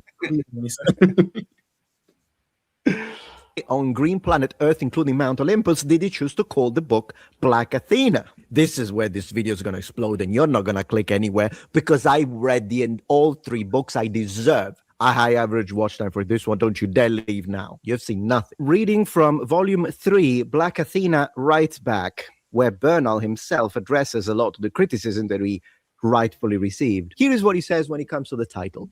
Open quotes, I should have preferred this series of works to have been called African Athena, because for Europeans and Euro-Americans, the word black conjures up a stereotype that is not appropriate for Egyptians. I love the fact that he doesn't understand this quote. Or the subtext of it. What it really conjures up is a feeling of uneasiness for the people he knows that it bothers, you know? So, and yes, he's obviously talking about, he's not talking about West Africans. He doesn't understand this quote. Yeah. He says, because, to be clear, yeah, because for Europeans and European Americans, because for Europeans and European Americans, he's talking about a perspective here of people that are universally regarded as racist. Yeah. The word black conjures up a stereotype that's not appropriate for Egyptians. And what did he just say to that guy in that interview? They were all black, but they weren't all West African. In other words, they weren't all black as in accordance to Europeans and European Americans. But they're all black according to Africans. Exactly. Yeah. He was not just the black, you know.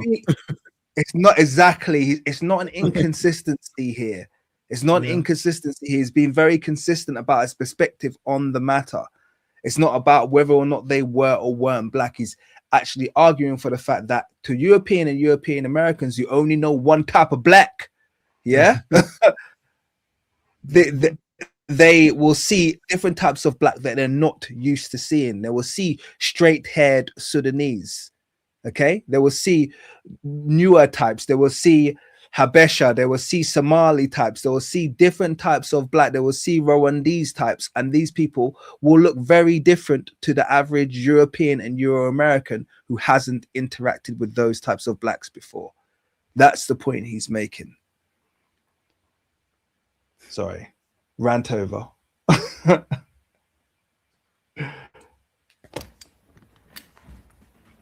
Yeah, walk away, my friend. Don't come back. Walk away and don't come back. There's a portal at the end of his room or something. A cliff.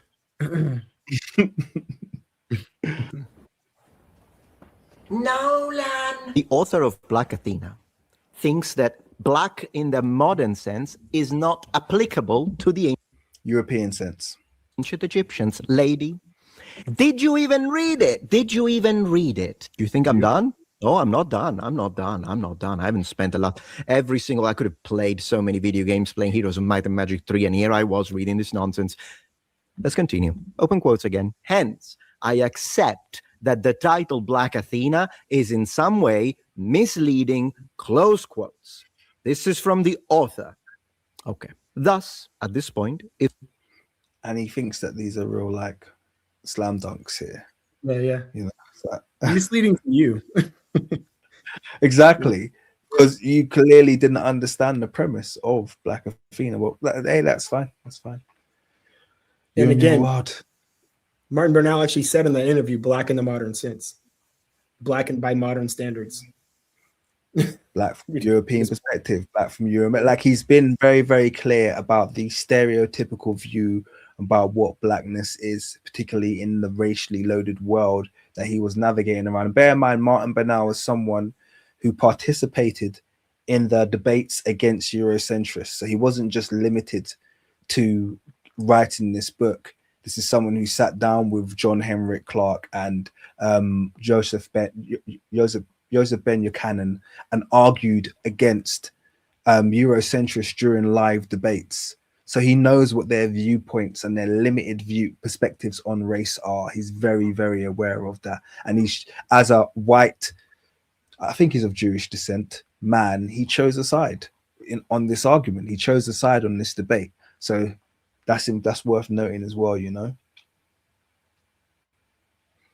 Trill, man, I'm missing you. What's going on? No, I'm just marveling at the. Have you seen this video before? Which one? Or This one that we're currently watching. yeah, I watched it yesterday. Well, Yeah, I've seen the one. Yeah, I'm amazed. I'm amazed, guys. I mean, these guys deserve props because I cannot stand this man. I cannot stand him. That's right. You mentioned not being able to fast like the 2 minutes. What was the point of him walking off? Like, this is the thing. It's like he's actually is so transparent his manipulation tactics. But at the end of he dropped that quote. That quote isn't saying anything near what he thinks it's saying. And I don't think he's stupid. I don't think he doesn't know that.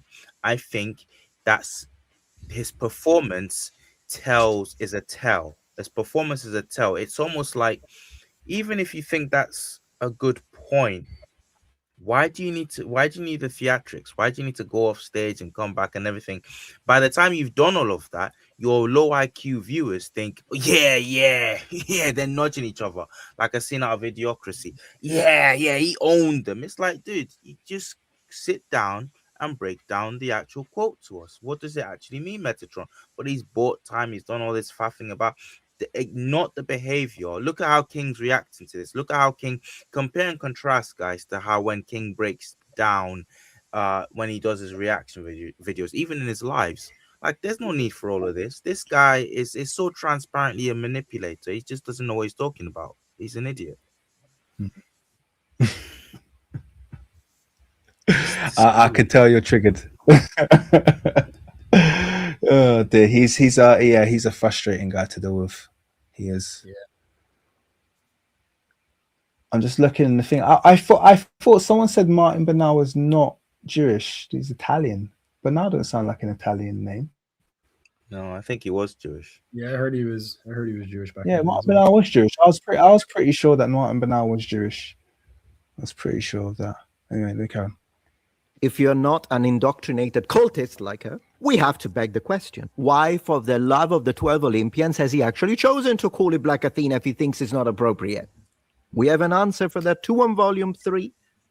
Volume 3, she hasn't read even volume 1, never mind. And by the way, this is a typical tactic that Metatron uses when he's arguing against people. Notice how he's not arguing. He says he's destroyed Black Athena, but he hasn't debunked a single talking point made in Black Athena. He's arguing about where the book got its name from. He's arguing about, did he actually argue that the ancient Egyptians are all straw man arguments, all just irrelevant straw mans or just non sequiturs. It's like, no, they have no place in this discussion. He hasn't debunked anything about Black Athena or anything that this woman has said. Not a single point. He actually helped it out when he said, when he swore on the 12 Olympians, right? But we know about the 12 major Egyptian gods, even though they had way more than that. He's proving the link right there in his spite. I think it's hilarious. Yeah. In volume 3, from page 175, Sais was on the frontier of Egypt and Libya, and Herodotus explicitly associated Athena with Libya and such institutions as wrestling among women. Partly because of this association, I did not set out the name my work Egyptian Athena, but preferred something more inclusive, African Athena. As I have said a number of times, although I was the first to propose the title, it was my publisher who insisted on the title Black Athena. The publisher. The publisher made me do it. The devil made me do it, is what he's saying. So the publisher pushed, and we have this further discussed on a separate interview. It was the publisher who pushed, no, bro, you gotta call it Black Athena because it's gonna sell more. It's marketing. But the author regretted it. It was the pub. Okay. Now that we know this, this is where everything falls apart. Because when you give this book in the hands of an Afrocentrist or a liar like this one, then what happens? Sorry. Wow. Wow. Wow. Why is she a liar? She's her being a liar relies on her making the claim that Banal said the ancient Greeks were black and all of the ancient Egyptians were black, even though he did say that. But she said neither of those things. She just said the research highlights and opens up the probability that Helen could be portrayed by a black person, because here's all the links between these civilizations. He's calling her a liar. And by the way, I don't think it's accidental he's calling her a liar. I think he deliberately uses this loaded kind of inflammatory language. He might do it subconsciously, but I think he does it deliberately towards black females because it pays. It pays to be derogatory towards black people, but it pays a lot to be derogatory towards black females. A lot of these insecure white males want to attack our seemingly unprotected black females. It gets a rise out of their insecure, nasty, red-pilled white male community who just hate black people for no reason. And I know I'm talking in quite strong terms now, but this is one of the issues that we have to acknowledge that we're existing amongst right now. We can't just ignore this, in my opinion, because we're seeing this amplified. We're seeing this kind of behavior. It's hitting fever pitch, where you have these very kind of closeted, the word dog whistling was used before, dog whistle kind of like groups of young, insecure white males who are always crying about being persecuted, and for some reason their number one pastime is attacking black people, and in particular they feel like they've got one over on us if they can attack our females. I honestly feel very strongly about this. Okay, and people can call me a conspiracy theorist or what, but I feel very strongly about this, and I feel this is why there's an extra level of nastiness when it comes to the way he's speaking about this woman and Lupita. There's no need for him to use these kind of inflammatory terms. There's no need for it.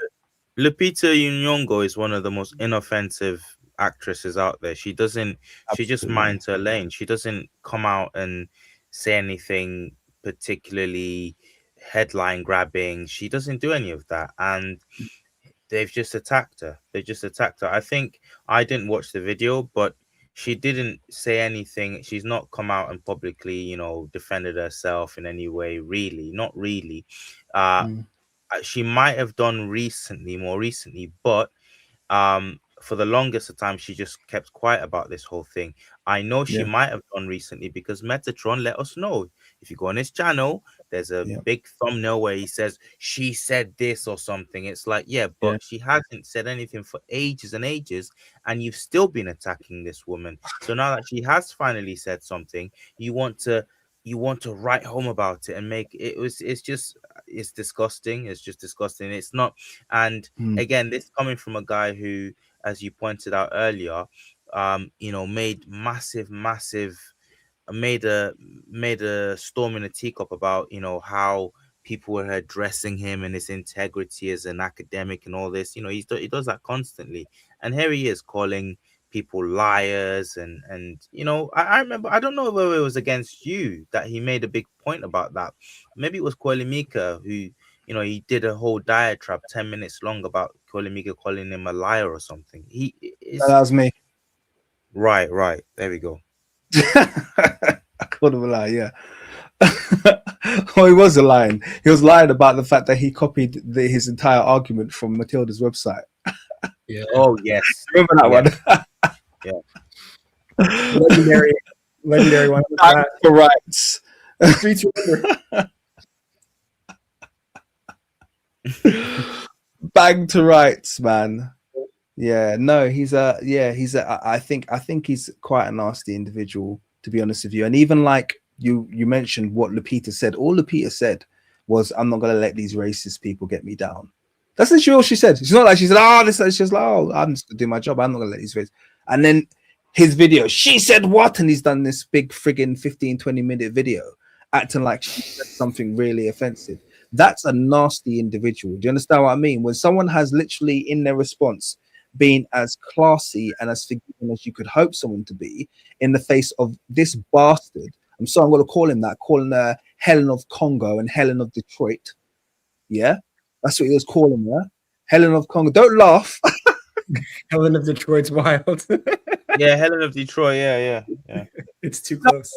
Sorry. Like, respectfully, like, you're there calling her every name under the sun for accepting a role. We've even got an idiot in the chat talking about, oh, it's a DI role, man. Shut up, man. These little white, listen, little weirdo in the chat. Yeah, I know that you're one of the people I described earlier. Yeah, I know you feel very insignificant. I know you're single. I know you live in your mum's basement. I know you have never had a girlfriend, and I know you have no prospects. Please do not take that out on my channel. We are not the reason for your insignificance and your failure in life. Okay, I'm sorry that you couldn't make a success out of your white skin. I'm very sorry. Yeah, you shouldn't have failed. Yeah, we black people always have an excuse to fall back on. You have no excuse. You are a failure. You are a failure, and you're white. That means you failed. Yeah, that means there's no frame of existence where you would have succeeded in. So you have to take that up with your mum. Okay, where's that klaxon at, King? Where's that klaxon at? Drop that klaxon. Yeah, take that up with your mum. And by the way, this is the irony. Yeah, a lot of them do end up hating their mums.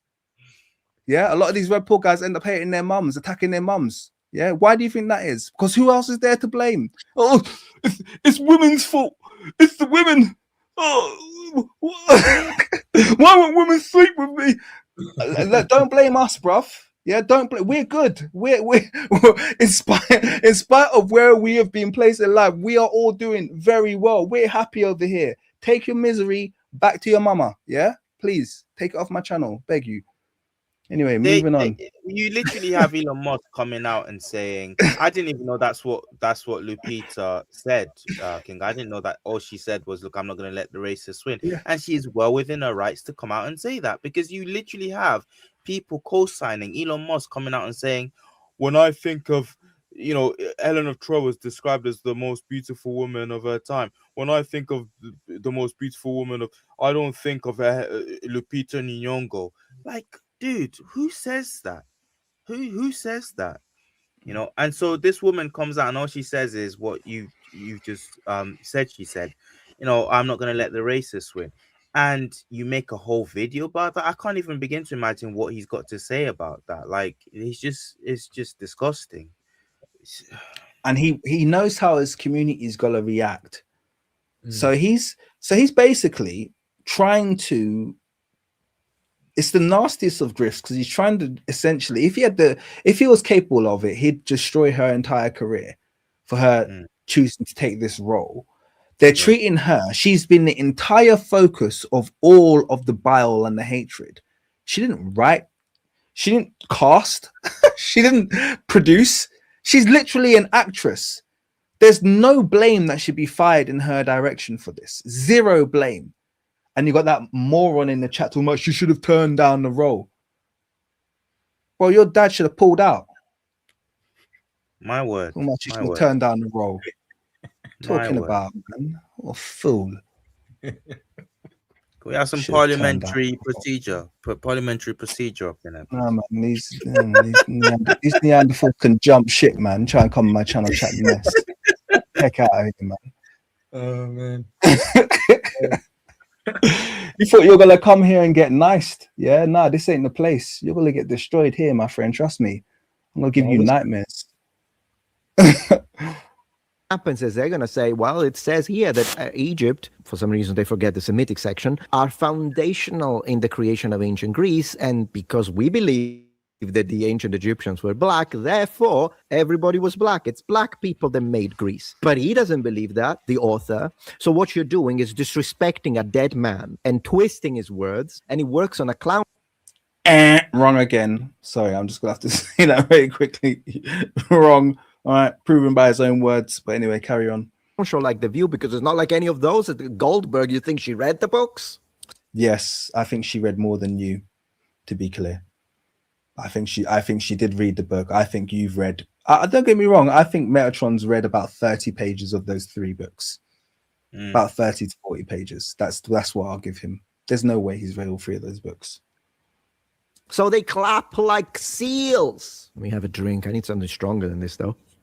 Mount Olympus and you. Oh, we never read the books, but Marga complains about Nyong'o Odyssey, and here we've got the liar who tells us about Black Athena we never read, so we haven't got a clue. They don't have fact checkers. That's me, I guess. That's me, guys. Like, give me $5,000, The View, because I did what you were supposed to do. Fact check this liar. What lie? Has he quantified what her lie was yet? Because he's called her a liar now multiple times. Does anyone know what he's referring to? What lie she told? He's created a whole false narrative that he's arguing. She's barely spoken. We're still waiting for her to speak. She said 2 things. Neither is addressed. I think, often people are just a projection of themselves, isn't it? So I think he doesn't think she's read the book because he wouldn't have read the book. So, I mean, he picked up the book and he realized he couldn't read it. Just like I've already admitted I haven't read this book. Remember, I admitted it straight up. I was like, I haven't read this book. It's too damn boring for me. Yeah. But he picked it up. And so therefore, because he hasn't read it, no, she didn't read the book. I read. No, you didn't, man. Metatron. Everybody knows how ChatGPT works, man. Yeah. We all know how you found it. Someone in the chat said people still drink Mountain Dew. I think the Mountain Dew sealed his character for me. Now I know what type of person this guy is. He can't be trusted. For real. An imposter. The author is more interested in the cultural influence of ancient Egypt and the Near East, not the racial one. And when it comes to the races that are involved, he only reports positions that are opposite. He tells about the scholars that thought the ancient Egyptians were white, and then he reports the ideas of scholars that thought the ancient Egyptians were black. Only at the end to say, no, I think they were multi-ethnic, but it doesn't matter anyways. There is one section, though, where he says that Herodotus allegedly believed that the ancient Egyptians were black. And that's wrong. He got that one completely wrong. I will debunk it on this video, so do keep watching. Please do debunk it. Be eager to hear. I mean, I've already provided one quote from Physiognomica, which argued that they were too black. Too black. But let's hear what you have to say. Because I have heard this quote, by the way. So we'll see how he translates it. Until the end, because I will finally tell you what Herodotus said, and he did not say the ancient Egyptians were black, and anyone who tells you that does not know ancient Greek. So when you read the book, I'm losing my mind here, the book. If you read the book Black Athena, you're basically reading outdated information that has been completely rendered obsolete by current academia and data analysis. So who's rendered Black Athena obsolete?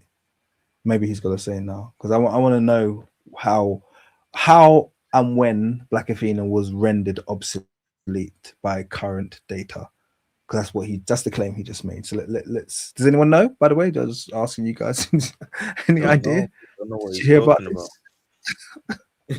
this? Mary Kay Lefkowitz, maybe he'll start quoting. Good Lord. Let me tell you about Herodotus. Let's go. In George Rawlinson's translation, because do remember we are... You know what's funny? It's funny the way Eurocentrists swing between Herodotus was a crazy man to Herodotus was the father of history, depending on how complimentary he is of Africa. Yeah. Oh, man. Metatron, I man. noticed that too, Kings. They Herodotus. It's my belief that the only reason that Herodotus has been made out in more recent times as this person who didn't know what he was talking about, maybe didn't even exist, is because of what he says about black and African peoples and their Mm. civilizations. I really believe that. I don't think it has anything to do with the bits where he's talking about uh ants that dig gold or whatever, which has been actually verified. It's a mistranslation and a misunderstanding of what he was reporting, which, to be fair to him, again, whenever he's reporting something, he says this is what's been told to me. So a lot of the times he just says what's been told to him. But I'm of the firm belief that they've done that because of what he says about black people and black civilizations. So they have to problematize him. But they don't do that when they want to pick out something that buttresses their narrative on whatever it is they want to push. They don't do that. He's the father of history all of a sudden. This quote is what he's probably going to go to the Colchians quote, but there's much more in Herodotus' histories that points to the fact that Herodotus was saying the Egyptians were black Africans. It's not just the Colchian bit, but yeah, let's hear him out. Yeah, this will be very, very interesting to see where he goes with this. Reading a translation, we read Herodotus in Book 2, Chapter 104, does indeed give us a physical description of the Egyptians among other populations. And we read, I myself guessed it to be so, partly because they are dark-skinned and woolly-haired, though that indeed goes for nothing, seeing that other peoples too are such. So first and foremost, notice that he's not saying that the ancient Egyptians were black. Well, he did. He just mistranslated. And that's, that was the Robinson translation. that's exactly what he said. And he didn't just say they were black. And I think he said he read the George Rawlinson translation. He wasn't reading that there because George Rawlinson's the one who actually translated it as black. Thank you, London. You saw that. You saw that bait and switch. The George Rawlinson, a very authoritative translation, going back to as far back as whenever, it says black skin. Black skin. George Rawlinson was a great classicist, whatever else his personal beliefs were. So, but he didn't quote from George Rawlinson. He quoted from a different translation there. What an absolute coward. Fraud, bro. I think this is why he's on that website, because you find these websites out there that really sanitize I've seen these Greek translations. Yeah. Garbage translations. I wouldn't be surprised if he was on Matilda. Was that Matilda's blog or something? Because she has a lot of garbage translations. And I wouldn't be surprised if that's where he was. That's what he does. Grift. He's not using that term, contrary to what the author of Black Athena says. He just describes them as dark-skinned. Now, what term in ancient Greek is being used now to make this description? And it's the following term. What this term means. Remember, we saw that word melas before, okay? And I spoke about this already. Melancroas just means black-skinned. That term melan or melas doesn't change. So if it means black in one phrase, it means black in the other. And they already have described the Ethiopians as melas. But he's going to argue that melancroes means something entirely different, even though it has the same root. This is interesting. Let's see what he says.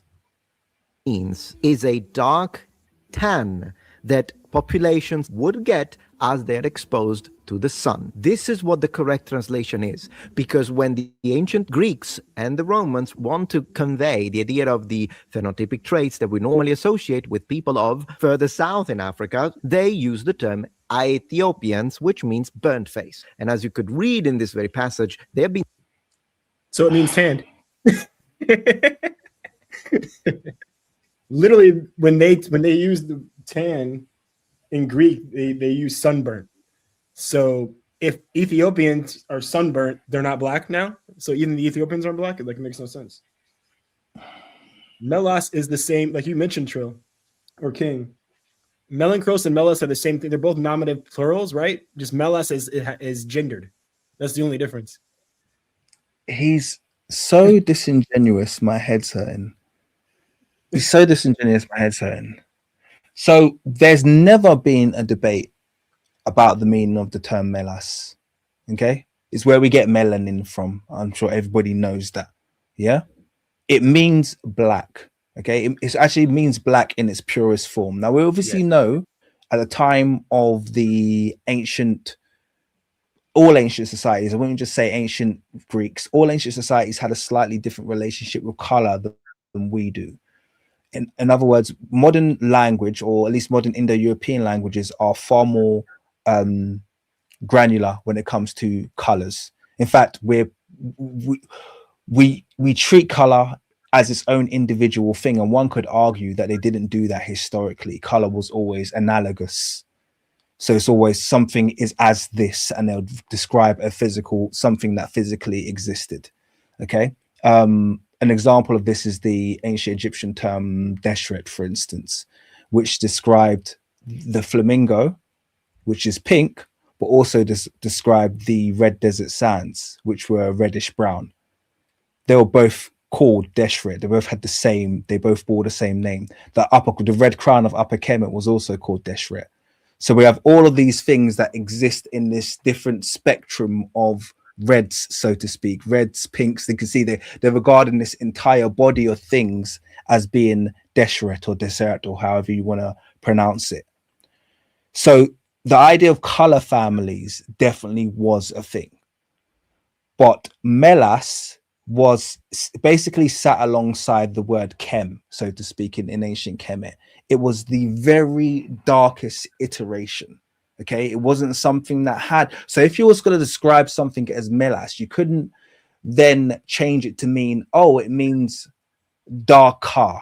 It didn't work that way. It was a group, okay, a range that sat in the very darkest realm of things that existed, so to speak. So him moving it to mean tan skin is like, for it to mean tan, you have to make the argument that the default, because tan only means tan. Let me land on this very quickly.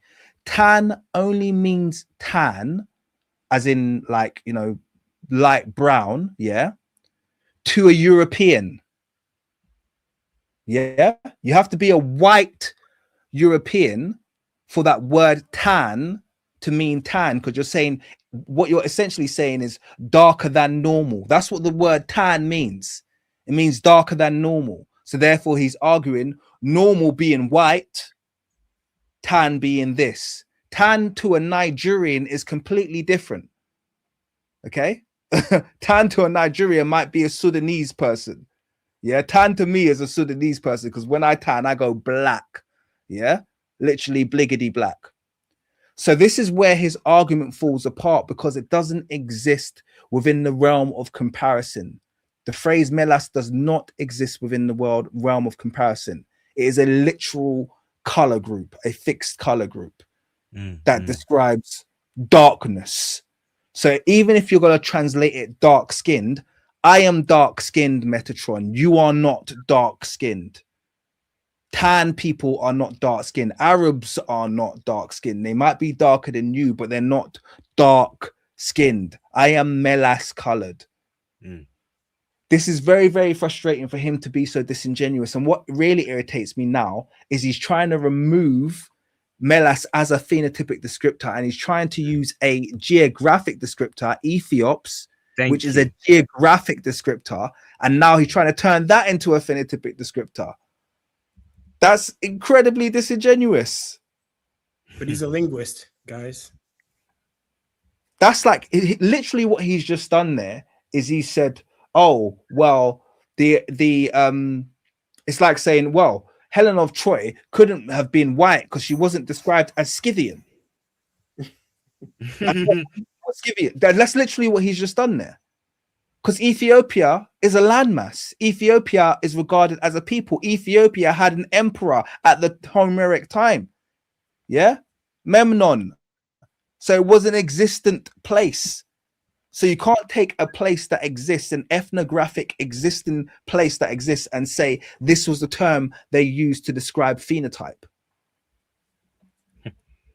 You can't do that. It's just incredibly disingenuous. If you go to one of the I had this. I didn't have this set up for this live, so you're gonna have to take my word for it. Or you could go head over to my channel at some point in the future and check it out. One of my earliest videos was looking at the Greek descript, how the Greeks described the Egyptians, and this bait and switch is not new. They've been doing this since forever, since basically they discovered these texts and they didn't like them. One of the earliest translators um, of Herodotus, he like many of them, didn't like the George Rawlinson translation. I can't remember his name now. And I think this tradition goes back to people like him.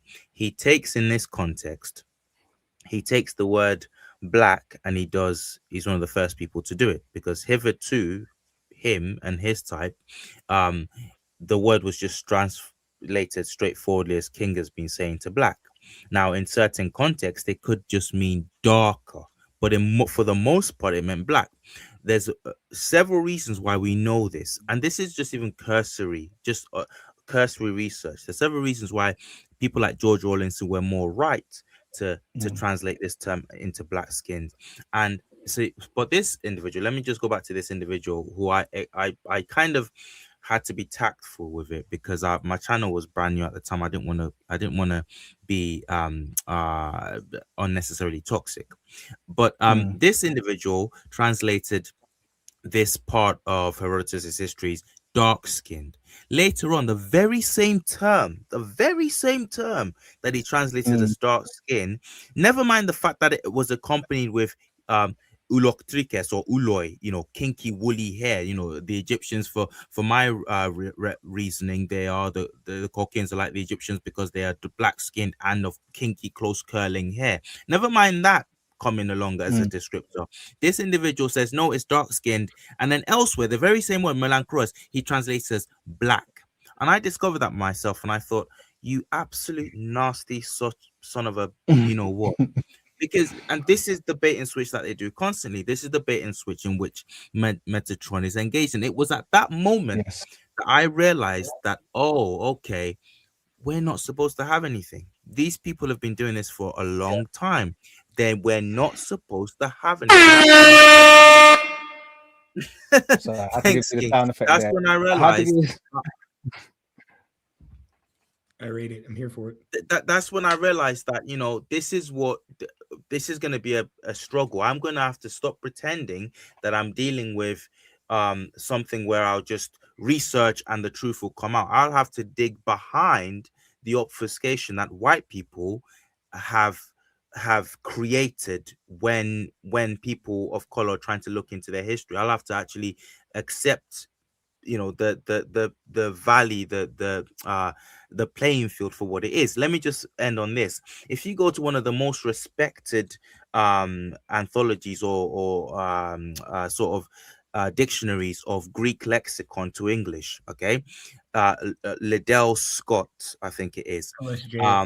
If you go to them, they will, and you type in the word melasse, that lexicon, that dictionary puts melasse as, I wish I could send you the link. Sorry, King, I haven't done that. But it says, I'm reading here, it says black, melasse, a black spot on the skin. Again, the default translation of that term is black. Okay, it even translates it into other European languages, Schwarz in the German, black. Okay, so there is no controversy about that word meaning and at its root black. In fact, here's another reason. Here's another way that word default refers to black, because now when you translate, when you look into Google, when you type the word black into Google Translator to Greek, what it's doing is giving you a modern translation, and this is a win-win here. It will give you mavros, where we get the word more, which is another word that we're supposed to believe, according to people like Metatron, doesn't and never meant black. It never meant black people. But actually, hey ho, if you type it into Google dictionary, it translates it. The modern Greek term for black is movros. We can talk about more another day, though. Why does movros come up as opposed to as opposed to Melas, because Greek has evolved over time. Melas is a much older and much more proper term. If you go back to the ancient Greek term for it, it would have been melas, but Mavros has come and since replaced it. Now, why has that happened? Again, one of the things, these races play themselves all the time. One of the things they come in the chat and they come in the comments to say is, oh, by the way, more is, it doesn't even mean black, it meant Westerners. It was going back to ancient Phoenicians, Westerners. Yes, you might be right about that. You are right about that. But guess what? That's where the Greeks later then get their word maros, which replaces their word that they had for black, which is now today, when you type into Google, means black. So you can't, they just play themselves every which way. Yes, the Phoenicians did have it as a term meaning Westerners, but the reason they had it as a term meaning Westerners is not because of just some vague term describing Westerners. No, they were talking about the descending of the sun sets in the west. Blackness is of the west because the sun sets westernly. That's what they were referring to. You have language, people do not understand what they're talking about at all, but in their haste to debunk Blackie, they lose their minds. They completely lose their minds. So anyway, just to summarize what I'm trying to say there, it's just basically backing up what Kings was saying there, in that this word at its root, at its default, was known by the ancient Greek to refer to black. It wasn't, Ethiops was different. It was more of a geographic or more of a national. Yes, it did refer to people's skin type, but really at its root. I'm not even sure of that. Even though I'm agreeing with you, by the way, I'm not. But I've thought about it, and I said this in my last live stream, because really the term ethio means to burn, or to burnish, or even sometimes to glow. And my thought about it is that it's more a reference to the kind of the equatorial range of the Ethiopian people. So it's more a case of the proximity to the sun, essentially. These are the hottest places, so to speak. So the burning isn't necessarily even a phenotypic descriptor. It's to say this is the place.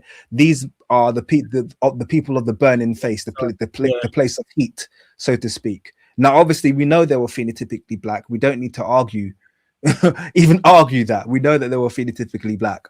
But I think that might be where the term Ethiops has its roots, in terms of burning face, in terms of the hot exactly. You won't see it as a skin descriptor. You won't see like the people with the Ethiop skin. You won't ever see, or the Ethiopic. You won't see it used in that way. But I think it's still possible. Don't get me wrong, Trill. But I think that's where this is where my thinking is now, even on the term Ethiopian, the term Ethiops.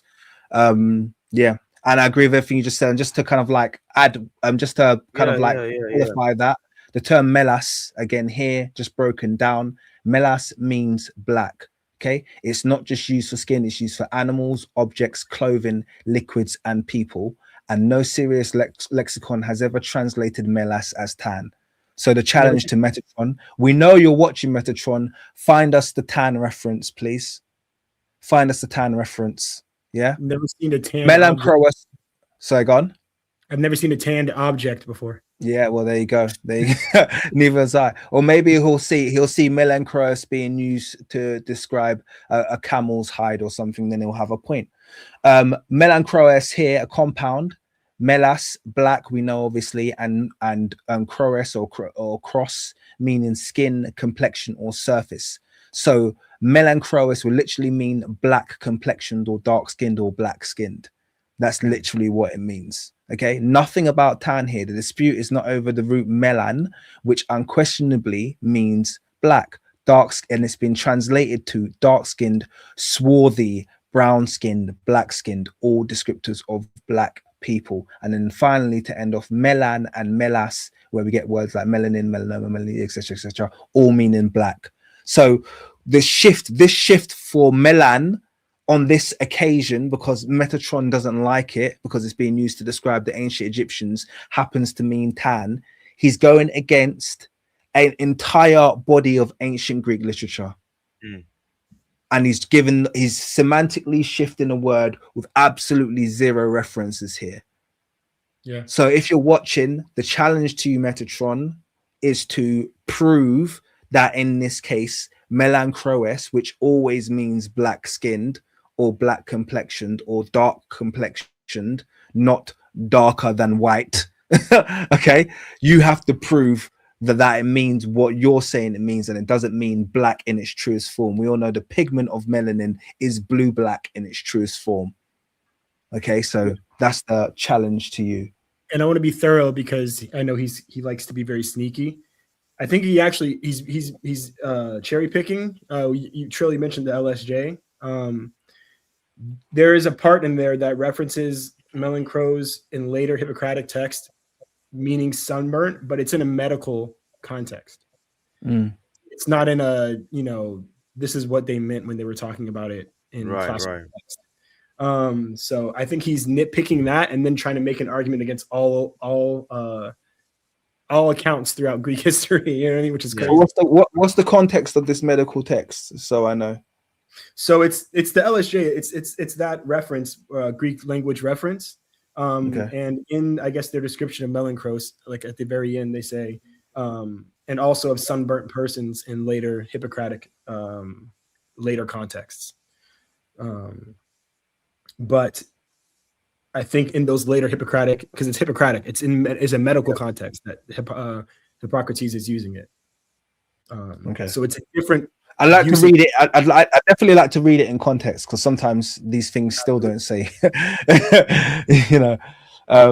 I doubt that a pink person with lobster red sunburn is being classified as melancroes, which is why I like to read it. Another thing about context, King, is that you just look at that the bit that Metatron insists on translating as dark skin. If Herodotus was, and I've said this before, if Herodotus was just meaning tan people, he doesn't have to compare. So you're telling me that Herodotus thinks the Colchians come from the Egyptians because they're tanned, right? And but that would be the same as the Greek. That would be the same as the Italian, or the that would be the same as many other populations along that belt that they're constantly telling us we're just, tanned white folk. Why does he go? Why does he that would literally describe everyone in the Caucasus. Yeah. Thank you. So why does he go all the way to Africa to show a connection between the Colchians and the Egyptians when there are many other people who are tanned? I don't get it. In context, especially when attached with uloctrices or uloi, kinky hair, crisp curling, close curling hair, he's obviously talking about black people. He's obviously, so that's just contextual. That's just contextually reading the thing without going into the weeds about what the word. But it's like, am I insane in seeing that? Like, what's this guy talking about? Well, we know you're definitely not insane. This guy's just seeing what he wants to see, and we're gonna go back to his favorite text about Ulysses soon. One that I've debunked twice, and now I'll be debunking it a third time. He constantly goes back to this to defend the use of this word meaning a tan without any defense, which is hilarious. So let's term means is a dark tan that populations would get as they're exposed to the sun. So you guys just saw the definition, by the way, that we all gave, and that argument that he's gave about dark tan that populations will get if exposed to the sun has no support apart from the one Hippocratic one that was mentioned by London. Apart from that, for the entirety of its use throughout Greek literature, it's never used to describe a tan as a result of the sun. So this is just him making something up. This is what the correct translation is, because when the ancient Greeks and the Romans want to convey the idea of the phenotypic traits that we normally associate with people of further south in Africa, they use the term Ethiopians, which means burnt face. And as you could read in this very passage, they have been separated. Egyptians and Ethiopians are completely separate from the perspective of the ancient Greeks, and I will give you more. And to be clear, they're completely separated here as well. So let's go back because you know, a little bit of re-emphasis sometimes really helps. So let's go back to the quote that I gave you guys earlier to see if this rule that he's making actually makes any sense, or this rule that he's stating actually makes any sense. Where is it? I just want to pull this back up onto the screen.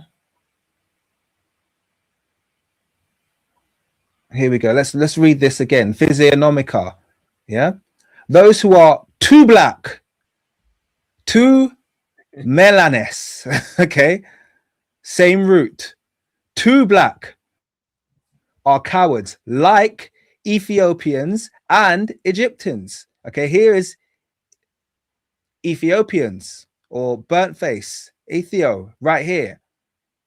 Here's melanes used in the same sentence. How does that work, Metatron?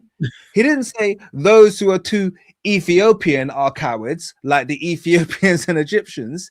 He said those who are too black are cowards. He didn't say those who are too tanned are cowards. He said those who are too black are cowards. So explain how this works, because you've just told us that that word is only used to describe tans, people who are okay. This is the point. Yeah. And Trill, real quick, you know, he mentions melon crows. He tries to bastardize crows, right, to mean like some kind of tan thing, but we know melas, we know that the root or prefix means black or dark. The histories again could be used against them, because in book 2, section 57, when they talk about the dove, they use the word melanin, right? Which is I think it's like the accusative singular, like feminine version. And they describe, let me read it. It's as to the bird being black, they merely signify by this that the woman was an Egyptian.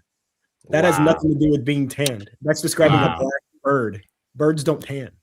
Wow. So imagine, so to follow Metatron's, I never thought about that. I know that quote. I did that. Oh, this is incredible. So to follow Metatron's logic, that would be saying that the quote there would be saying, you know, the dove is tanned, therefore we know that she was an Egyptian. They call the dove tanned. That doesn't make any descriptive grammatic sense, lexical sense whatsoever. Exactly. The dove was tanned like all of the people of the Mediterranean, therefore we knew it was an Egyptian. Wow. And Yeah, you the see in that desperation context, in that context, they translated it black because that's the only sense it would have made sense. That's the only way in which that quote would have made sense. Oh wow, that's incredible, man. Sources to solidify this notion. And do remember that when the ancient Greeks use Ethiopians, they actually mean black people. They don't just mean people from the modern era or any specific region. No, they mean Ethiopians. And this is where he wants to conflate, and he'll want you to succumb to this argument. Okay, but they mean Ethiopians. Ethiopians were a literal people. The fact that we're having to argue this is absolutely ridiculous. Like I just said, during the Homeric time, they were an incredibly powerful kingdom. They were just about to conquer Kemet. Okay, this was an incredibly powerful kingdom. They weren't mythical, they weren't unknown, they weren't a question mark, they were in existence. And he's trying to make out the argument that, oh, well, you know, it's just a phenotypic descriptor. No, it's not. No, it's not.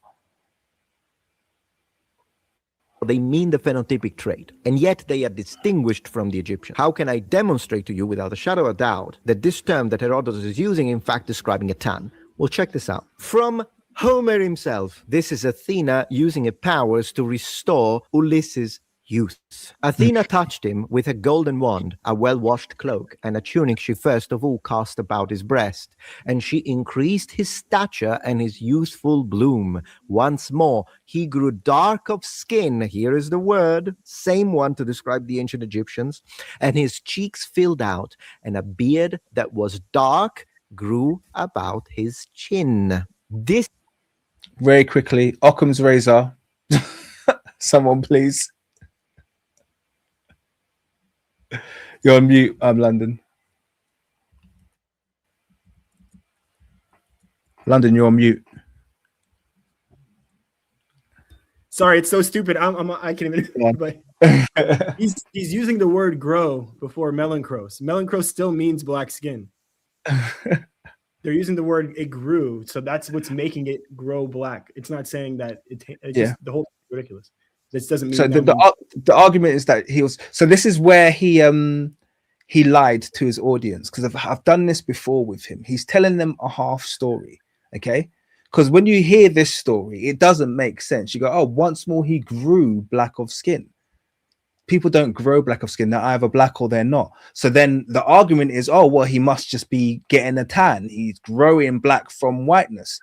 That's because Metatron is a disingenuous little liar, and he's only telling you half of the story. So we're gonna have to do this again, because I have to do this often with this guy. This is now the third time that I'm explaining this lie that Metatron has put forward to his people. Okay, so let's read this in full.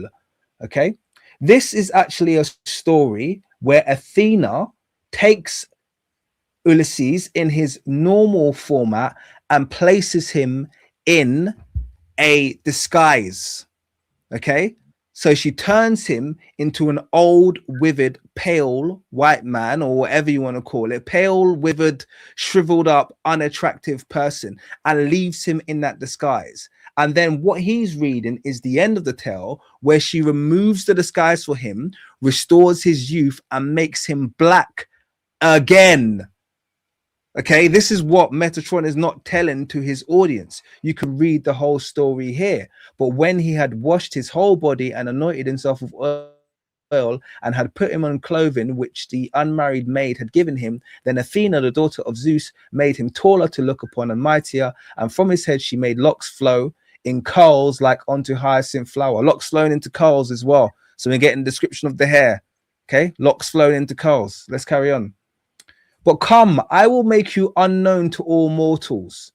I will wrinkle the fair skin. Now, fair meaning supple, not light. Okay. I will wrinkle the fair skin on your supple limbs and destroy the flaxen hair from off your head and clothe you in a ragged garment, such that one would feel strong repugnance to see a man clothed in that way. I will dim your two eyes that were before so beautiful, that you may appear mean in the sight of all suitors and your wife and of your son, and whom you did leave in your living room. And she withered the fair flesh on his supple limbs and destroyed the flaxen hair from his head, and about all his limbs she put the skin of an aged old man. This is the first part of the story that Metatron doesn't tell his audience. So when he turns around and we get to the tail end of the story, where she's restoring him back to how he looks, and she makes his skin dark of color like it was before, it sounds like, oh, she's just giving him a tan. They don't know that she's actually the one who placed him in the disguise to begin with, and then removed the disguise from him to make him dark once again. Because Metatron doesn't like to tell his audience full stories. He likes to tell them half stories so he can present an argument that the growing black of skin once again had nothing to do with the skin being black to begin with. It was to do with the fact that she was making him tanned. But bro, as you were speaking, sorry to interrupt. I just wanted to say, of course. As you were speaking, you said you read the quote more extensively, and it said it returned his curls like the hyacinth flower. Chat, Google the hyacinth flower, and Google also the hyacinth closed up before it buds, before it flowers. Look at the hyacinth. Look at look at the hyacinth flower, guys. Yo, go on. King's gonna do it for us. Let's do it, man.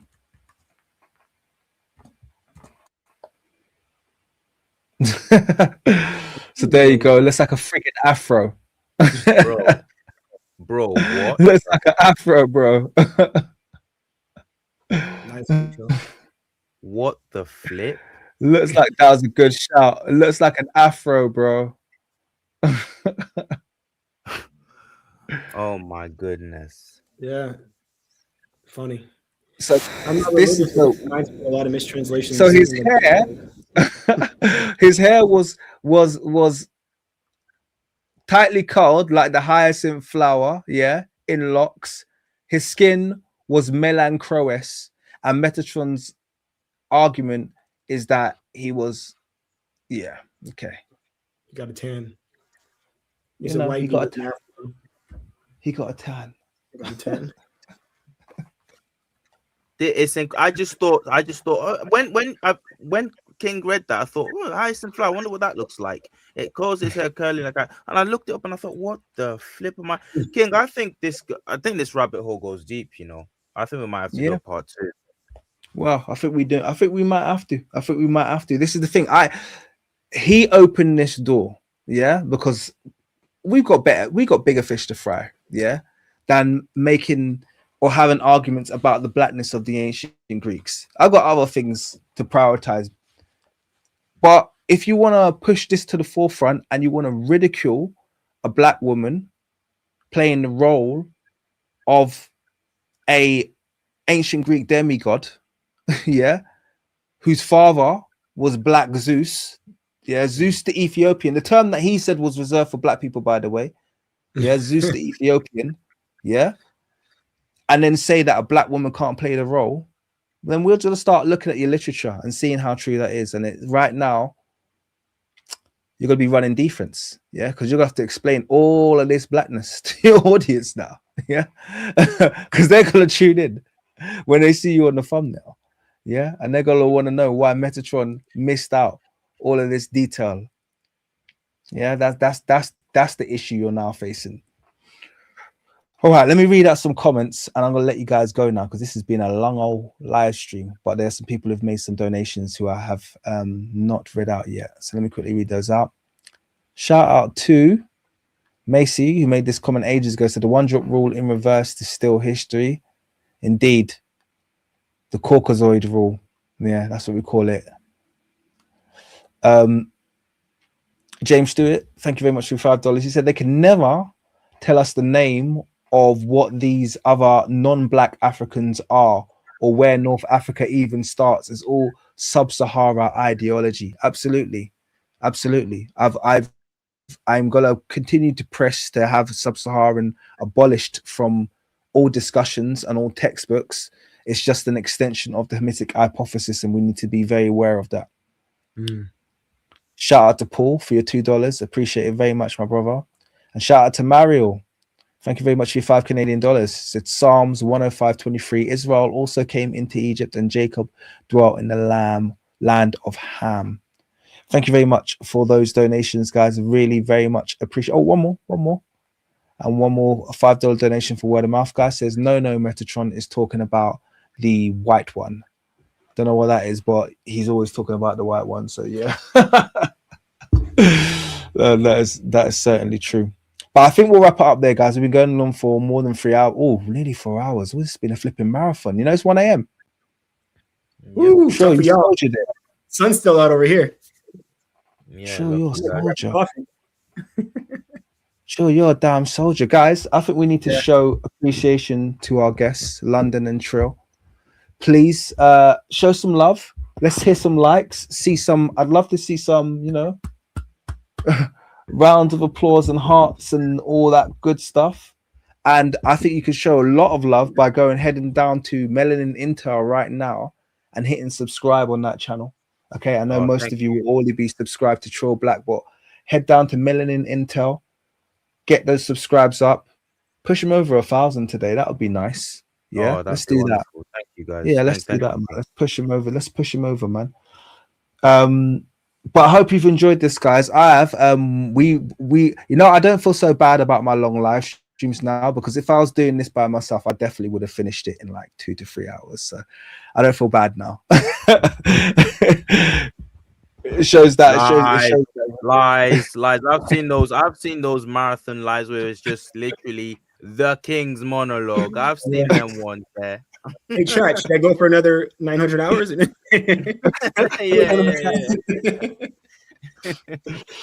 yeah, you ain't lying. You ain't lying. We appreciate it. We appreciate both of you guys, brother. Definitely. From a brother that was in both of your chats originally to now, you know, popping up and doing occasional content with you guys. You guys are really an inspiration, and you guys stand alone with a few others at being very unapologetic about you know, edifying our history. So shout out to you guys both for sure. No, And to the chat as well. that. And that mentioned me. That was very nice of you guys. No, thank you, London. Whenever you do set up your channel in earnest, I think you do have one, but it's not like properly up and running. But guys, we need to or is it up and running, London? It's yeah, like you said, you described it correctly. I don't have anything on there really yet. Cool. Cool. But yeah, we'll keep an eye out for you, man, because we have a giant in the making in London here, and I can't wait for you to finish what you're doing academically and put a bit of time aside to educate the masses as well, man. So thank you for everything you do. Yeah, definitely. Thank you guys. London, having me on, man.